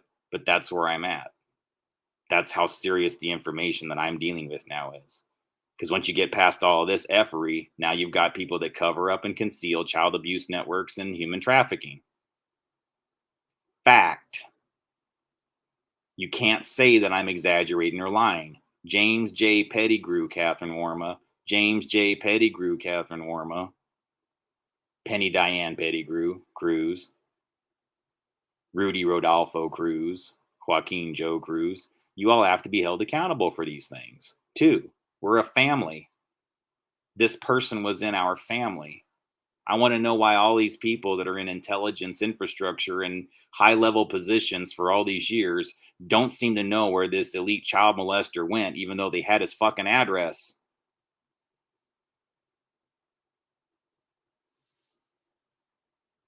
That's why I'm showing you a lot of what I'm showing you tonight, guys. There is a system to hide and protect people. It's just not being used to hide and protect the right people. Case in point. How the fuck did a man that admitted to molesting that many kids wind up protected in Mexico under my family's watch? Answer me, family. Answer me, answer me, answer me. Because I'm not going to stop talking about this shit until you answer it. I'm going to move on with my life. Don't get me wrong. I'm not going to sit here and be damned by this and talk about it all the time because I'm sick of giving you my fucking energy. But you're going to answer these questions because that man molested a whole bunch of kids. And y'all need to fucking answer to this. You can't act like, oh, you didn't. You did know. You did.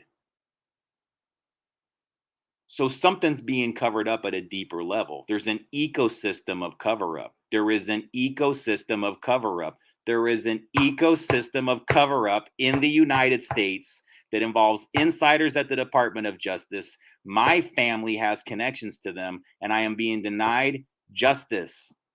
I can't even get to an international fucking court to talk about it. And the FBI won't do a thing about it. Where are you, FBI? What are you investigating? Did somebody get their feelings hurt on a blog? It might have been something that was like, like it was it like no, it was probably something that was like that hurt somebody's feelings, but you're going to somehow say that it was a neo-Nazi conservative threat. So you got to go investigate something benign or some bullshit like that that was just made up out of thin air by somebody. But like real shit involving like, Nazi bloodlines, trafficking children for decades, you got no comment on. Or you think it's too complicated for you to listen to me face to face. So you tell me to go to a Starbucks and upload it to ic3.gov, a database that I told you is worthless. So again, you don't have to agree with me that ic3.gov is a worthless database just because I tell you that it's run by the mafia through SAIC and Leidos, who have it all backdoored and hacked just like they do the Polaris human trafficking hotline. Guys, do you understand that? You know how many people say that they call on a human trafficking tip and the shit gets worse? Or the criminals go get the kids before the person that should gets them? Why do you think that's happening? Why isn't the FBI changing it? The FBI will tell you to call 888-373-7888. It's worthless. So they haven't figured it out? Isn't cybercrime at a federal level their jurisdiction and they haven't figured out that the human trafficking hotline is tapped? Sniff reported, you guys. It's as simple as this. You're the person that calls in the tip. You see some shady shit going down at a hotel someplace or at some neighbor's house or whatever, and you're like, oh no, that's definitely somebody being bought and sold. Okay, let me call in this tip. Well, guess what? It's like a party line back in the day. Whoever you're talking to on that nonprofit agency who's like sounding all concerned, there's this other line where they've got their speaker on mute. They're just like this. And this is the mob. This is the mafia. These are the cartels and the gangs. And they're just sitting there listening along going, oh, really? Oh, the address is here, huh? Yeah. Okay. Well, these nonprofits move incredibly slow. By the time they've even processed the paperwork on this shit, we'll have already stolen the kid from somebody else. Rinse, repeat, rinse, repeat, rinse, repeat. So the FBI doesn't even have to deal with the shit.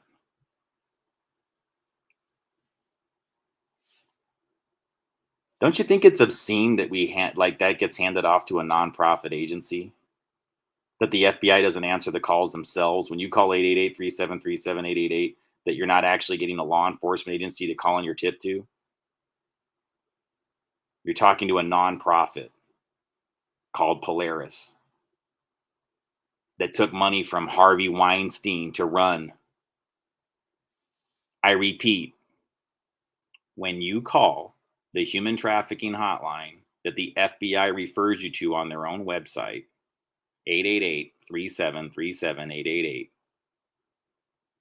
the number that you're calling into, the staff is supported through nonprofit donations, some of which came from Harvey Weinstein, the man convicted of being a rapist.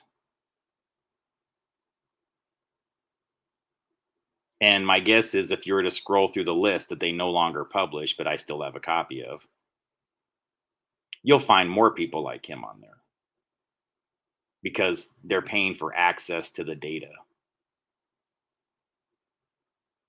They're paying for access to the information that's called into the hotline. But the FBI has not put me into witness protection yet. You're fraudulent, FBI, just saying, like you're doing this in front of everybody, so welcome to the suck. I love proving at this point how fraudulent you are as an entire agency. I'm starting to take pleasure in it, even though I think it's shameful. Because I want you over with. The more I think about it, the FBI was never good to begin with. They're just who we have to go through. They're a gatekeeper that's fucking worthless.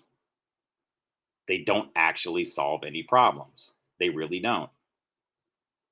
They make things worse. On all levels, as far as I can tell, the FBI just makes everything worse. So they deserve to have their authority stripped away. However, there still are crimes that exist within the United States that are free will violations that need to be addressed. I honestly don't give a shit about what they do with drugs for the most part. I don't like seeing people on drugs, to be honest with you guys. I saw some people on some horrible shit when I was on that contract. And it's just flying like high as a kite, bizarre behavior, amphetamines. And I didn't like it. I didn't like seeing them on it. But again, what am I supposed to do? It's not hurting me directly. So I don't get involved with all their shit. But human trafficking is a whole different thing. And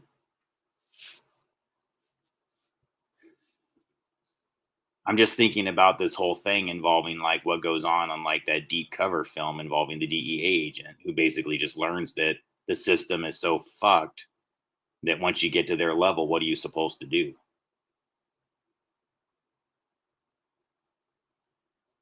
You've already been an actor. You've already been a little puppet actor inside their scenarios. You're stuck with that. There's no getting out of that. That's permanently you now. So now what do you do? It's a deep question to ask, you know. The film does it really well.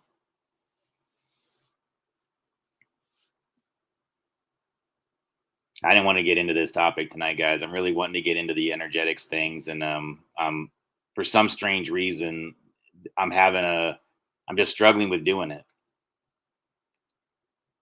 I really want all of this to be over, and maybe I shouldn't be waiting for that to happen. I'm not necessarily waiting for it to happen. I think it's just one of those things where it's like I feel like for me just to go on and can start living my life without having all of this addressed in a way that's more meaningful, like I can't just walk away from it, even though I feel like I've done my part in communicating it. You know what I mean? I feel like it's so serious, like I need to keep revisiting the topic, even though I don't want to. So what I'm asking is of those of you who have influence and have ability, you can actually tell now that I'm somebody that's far different than your average person putting information out there. I don't care what anybody tries to attach onto me or associate me with. You know I'm different if you paid attention to the slide I just showed you. That should show. I mean, how many people do you know have relatives that are banned from Russia and have connections to cybercrime division and all of national security? I mean, all that. How many people got all this going on? Then the media connections, the crisis actor companies, all relatives of mine. Not to mention, I had a relative that was in one of these things in a notorious shooting. They were in the building when it happened. The San Bernardino shooting. I had a cousin that was in the building when that happened. See, I'm calling into question everything.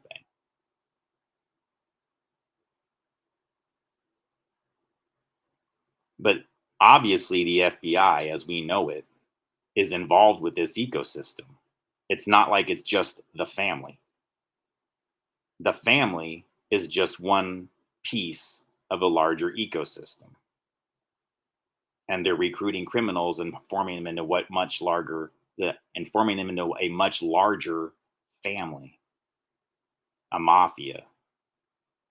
And so the people that actually have information that would lead to the law being enforced, they're not protected. When you break the law and you demonstrate that you're better at it than nearly anybody else, they go, wow, you're really good at this. We're going to bring you in and give you a whole nother identity. Interesting, isn't it? So you can look at reality, like those are on Wikipedia. What I'm telling you is not bullshit. If you accept what they told you, that's how it actually works. Me, I know everything about the modern mafia. What do you want to know? Are they doing shit for me? No. And why would you question me any longer? Why would anybody out there find this? No.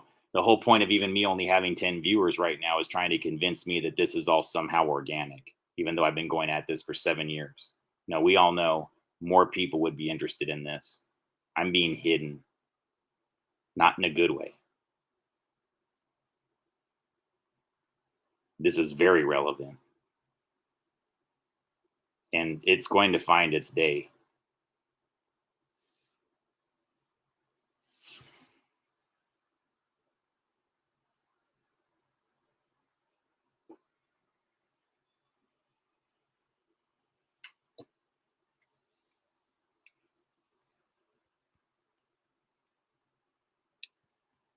Oh, hang on.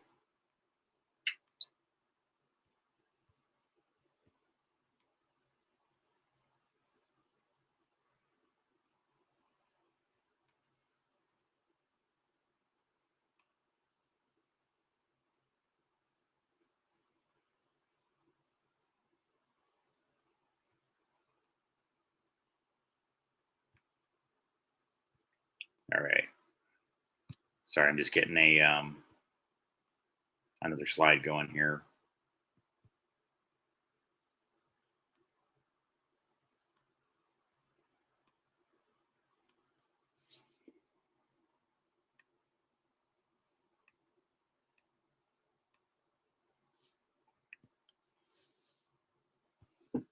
This is a playlist. If you ever go into my channel, you'll see I have a whole series of playlists. And this one in particular is called, has my full name in there, Justin Gabriel Cruz Information Sharing with Concerned Parties, okay? And if you scroll over to the right here, you're going to see some of my older articles. This goes back for years, and I want you guys to sort of get an understanding of how much work I've put into this. And you can see the timestamps here. That's 5 years ago, 5 years ago, 5 years ago, 4 years ago, 4 years ago. I want you to see how old these issues are, guys. Like, this is not anything new that I'm bringing up here.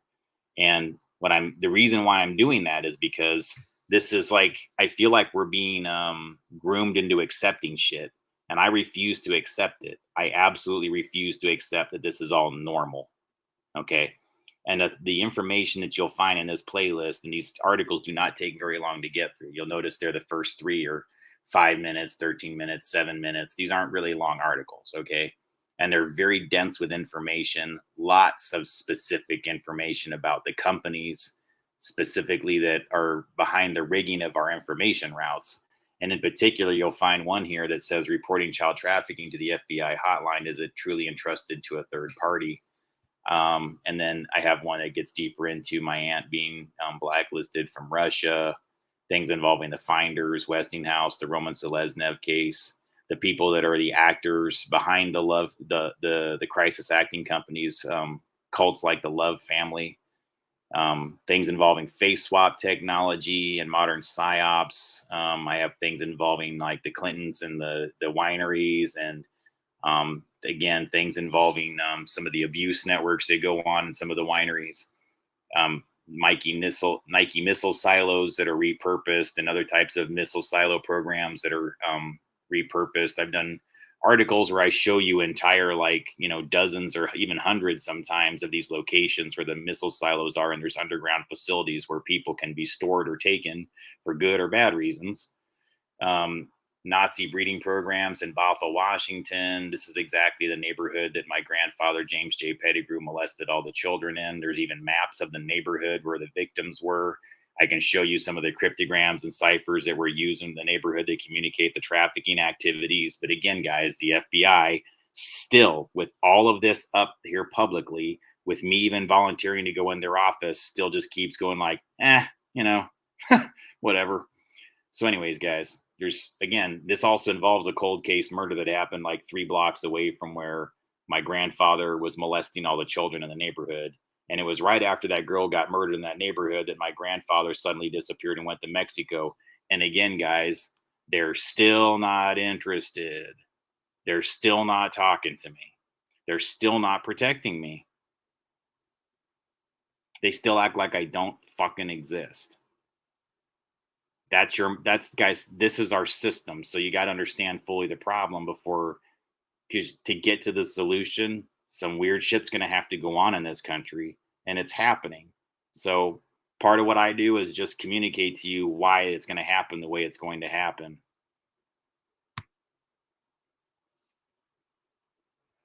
I get into all kinds of things involving electromagnetic technologies, sonic weapons, Dolores Silsby child trafficking case, things involving face swap technology. Again, I did another update to the article involving the human trafficking hotline using the name 3737 frequently. Cryptograms and deep fakes. I get deeper into my family's connection to the Russian disinformation media environment because, again, remember, my aunt is at the DOJ. She's got blacklisted from Russia and has significant media connections.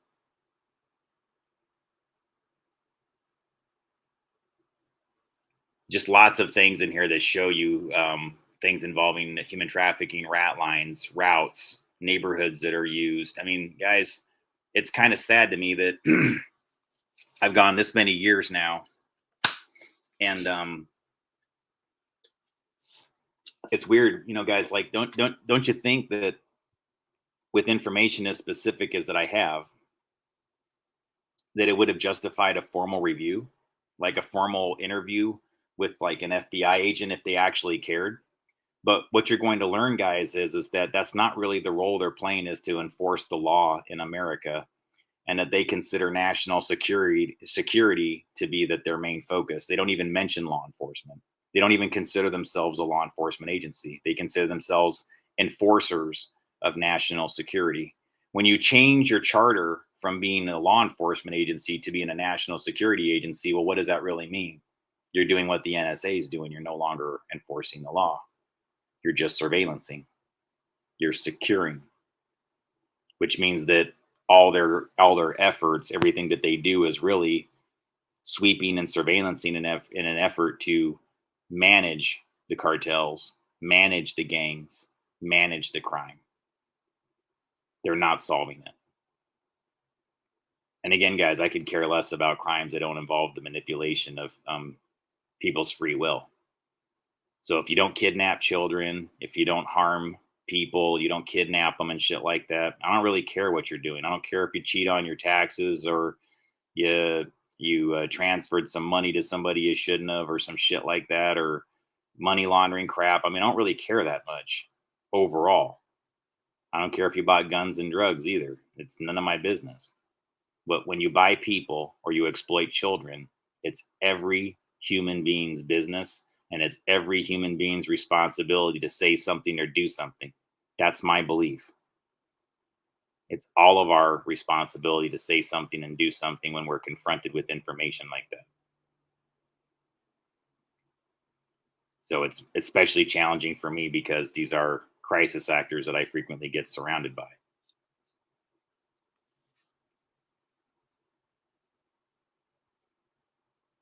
So you'll kind of see I went deep into a lot of different things. The dark side of psychic research, because that's the same organization that has control over the phone lines, and that's SCIC and Lidos.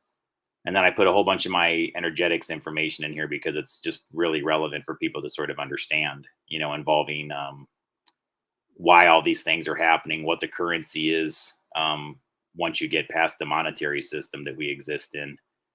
And to me, this is really like one of the best things you can look into if you're really trying to get disclosure. Like the people that were like all obsessed by QAnon and things like that. I promise you that if QAnon impressed you, or you thought that that data was compelling, there's no puzzles in here, you guys. There's not a single riddle.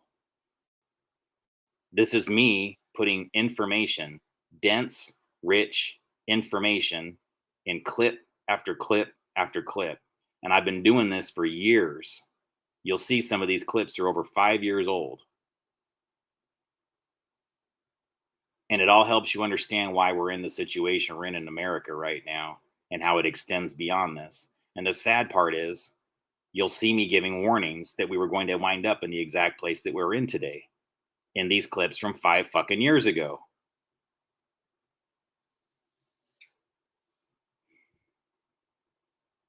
But here we are. I mean, I don't get it.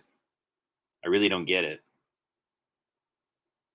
Are people this complacent? Are people really this like whatever? I just don't believe it. I think that, in fact, I think even this chat's rigged. I think they're even trying to make me believe that people are this complacent here. I don't believe it. I don't believe the situation's this fucked. And you're not going to make me believe it.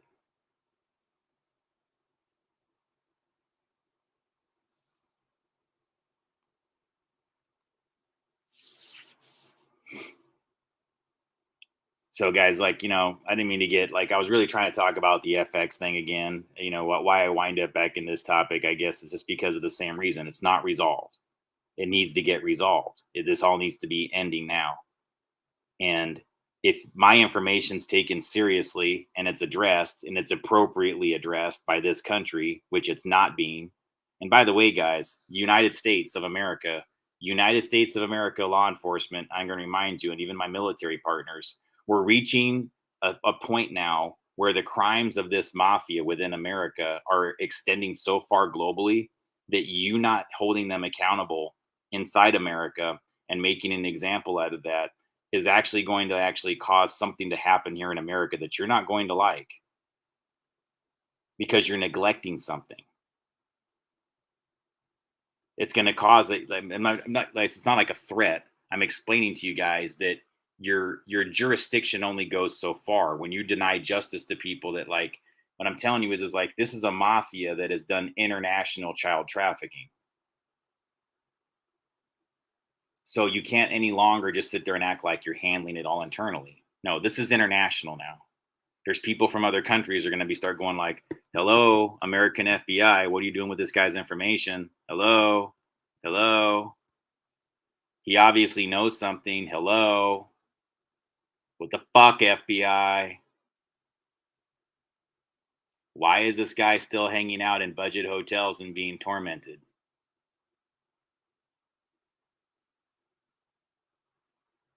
Why does this guy have to work 15 fucking hours a day to make enough money only to have to fucking lose it like within a month? Over and over again. While this powerful mafia family of mine sits back and goes like, he's just a black sheep. We don't know what's going on over there. Really? Really? Bullshit artists. The rest of you better start holding them accountable because you're going to have an international audience pretty fucking soon. International.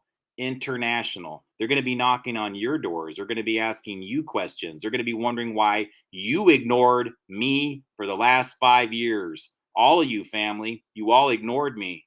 All of you. All of you. Left me flailing.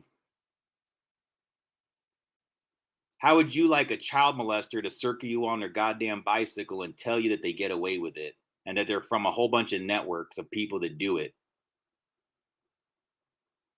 While my powerful fucking family with all these law enforcement connections, like you just saw, go like, you don't know. Don't talk about those things. That's ugly. Oh, fuck you. Sorry, guys. I don't mean to be all angry right now, but I'm just like, I'm fed up with this bullshit. Do something, okay? Do something. Get it done. Get it done. I am not fucking around anymore, and I'm tired of waiting.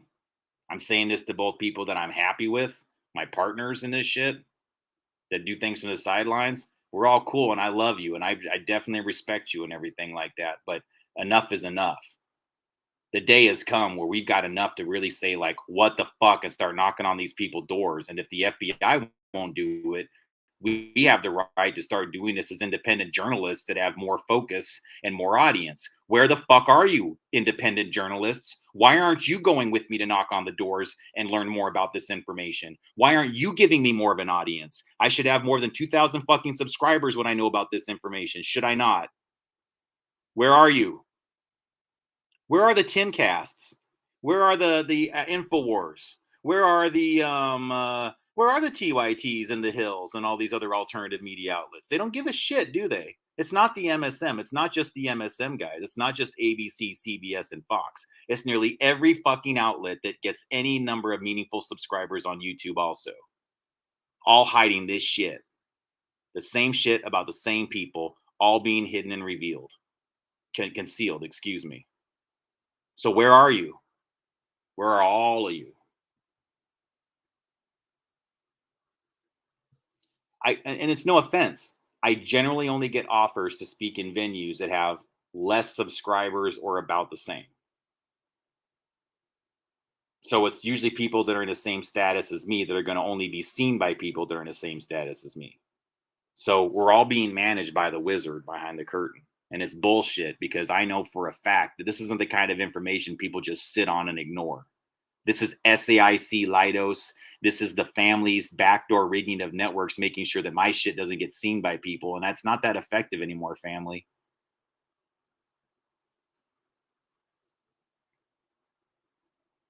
Hey, family, why don't you do some shit about this? What about the Polaris outline?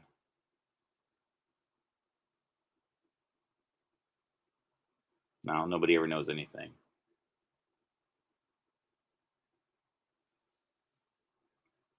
They just don't. Never know anything.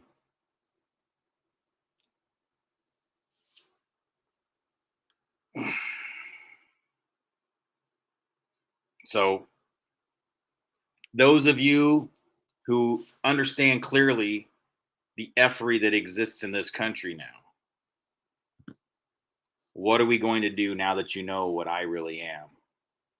Because my shit's completely corroborative, guys. I've got paper records. I can show all people all kinds of things involving shady shit on my birth certificate, things involving my upbringing and childhood, and all kinds of things that involve that neighborhood in Bothell. And guys, that neighborhood I showed you there in that diagram ain't just any neighborhood. It sat above an underground facility. My neighborhood I grew up in was underneath a Nike missile silo. I know the name of it, S-03-LS. And it was, again, right next to where the girl got murdered. Her name was Dodi Fayed. And right after she got murdered, my grandfather, James J. Pettigrew, left the country after molesting countless children with the help of the family. They can deny that all they want to, but it's true. They got assistance because this family is more powerful than God when it comes to surveillance and infrastructure and influence. And that man escaped. And I found other people that are near you that wind up getting away with it and escaping. And that's some bullshit. So it says to me that James wasn't a one-off. It's a system you got. That's why you won't answer to it. That's why you won't address James J. Pettigrew. So I'm going to remind you, family, James J. Pettigrew. Hello, McFly. It's your Achilles heel and everything you claim that you are behind the scenes. Until you answer, and I demand it. I demand that you answer what happened with James J. Pettigrew. None of you will, though. It's going to be, who knows? So I'm going to leave you with that, guys. I'm kind of done doing this shit. I'm just going to keep going around in circles if I keep talking about this, and I want to get on to more positive things here. The energetics research and measuring shit and everything like that. It's just been too cloudy, guys, and I just don't have the all the gear that I need to do a good film test of it. So I'll get to that soon, though, so we can actually start talking about something positive and manifesting something positive. Because, man, this is not what I want to be talking about. So, all right, guys. I hope it was informative and everything else like that. You can find that playlist in my channel. Remember, it's got my name, Justin Gabriel Cruz, information sharing for concerned parties. I very much recommend you go through that a few clips at a time and absorb the information and look up the links. It's very informative. It'll help you understand what's going on. I do appreciate you joining tonight and checking things out, and have a good week.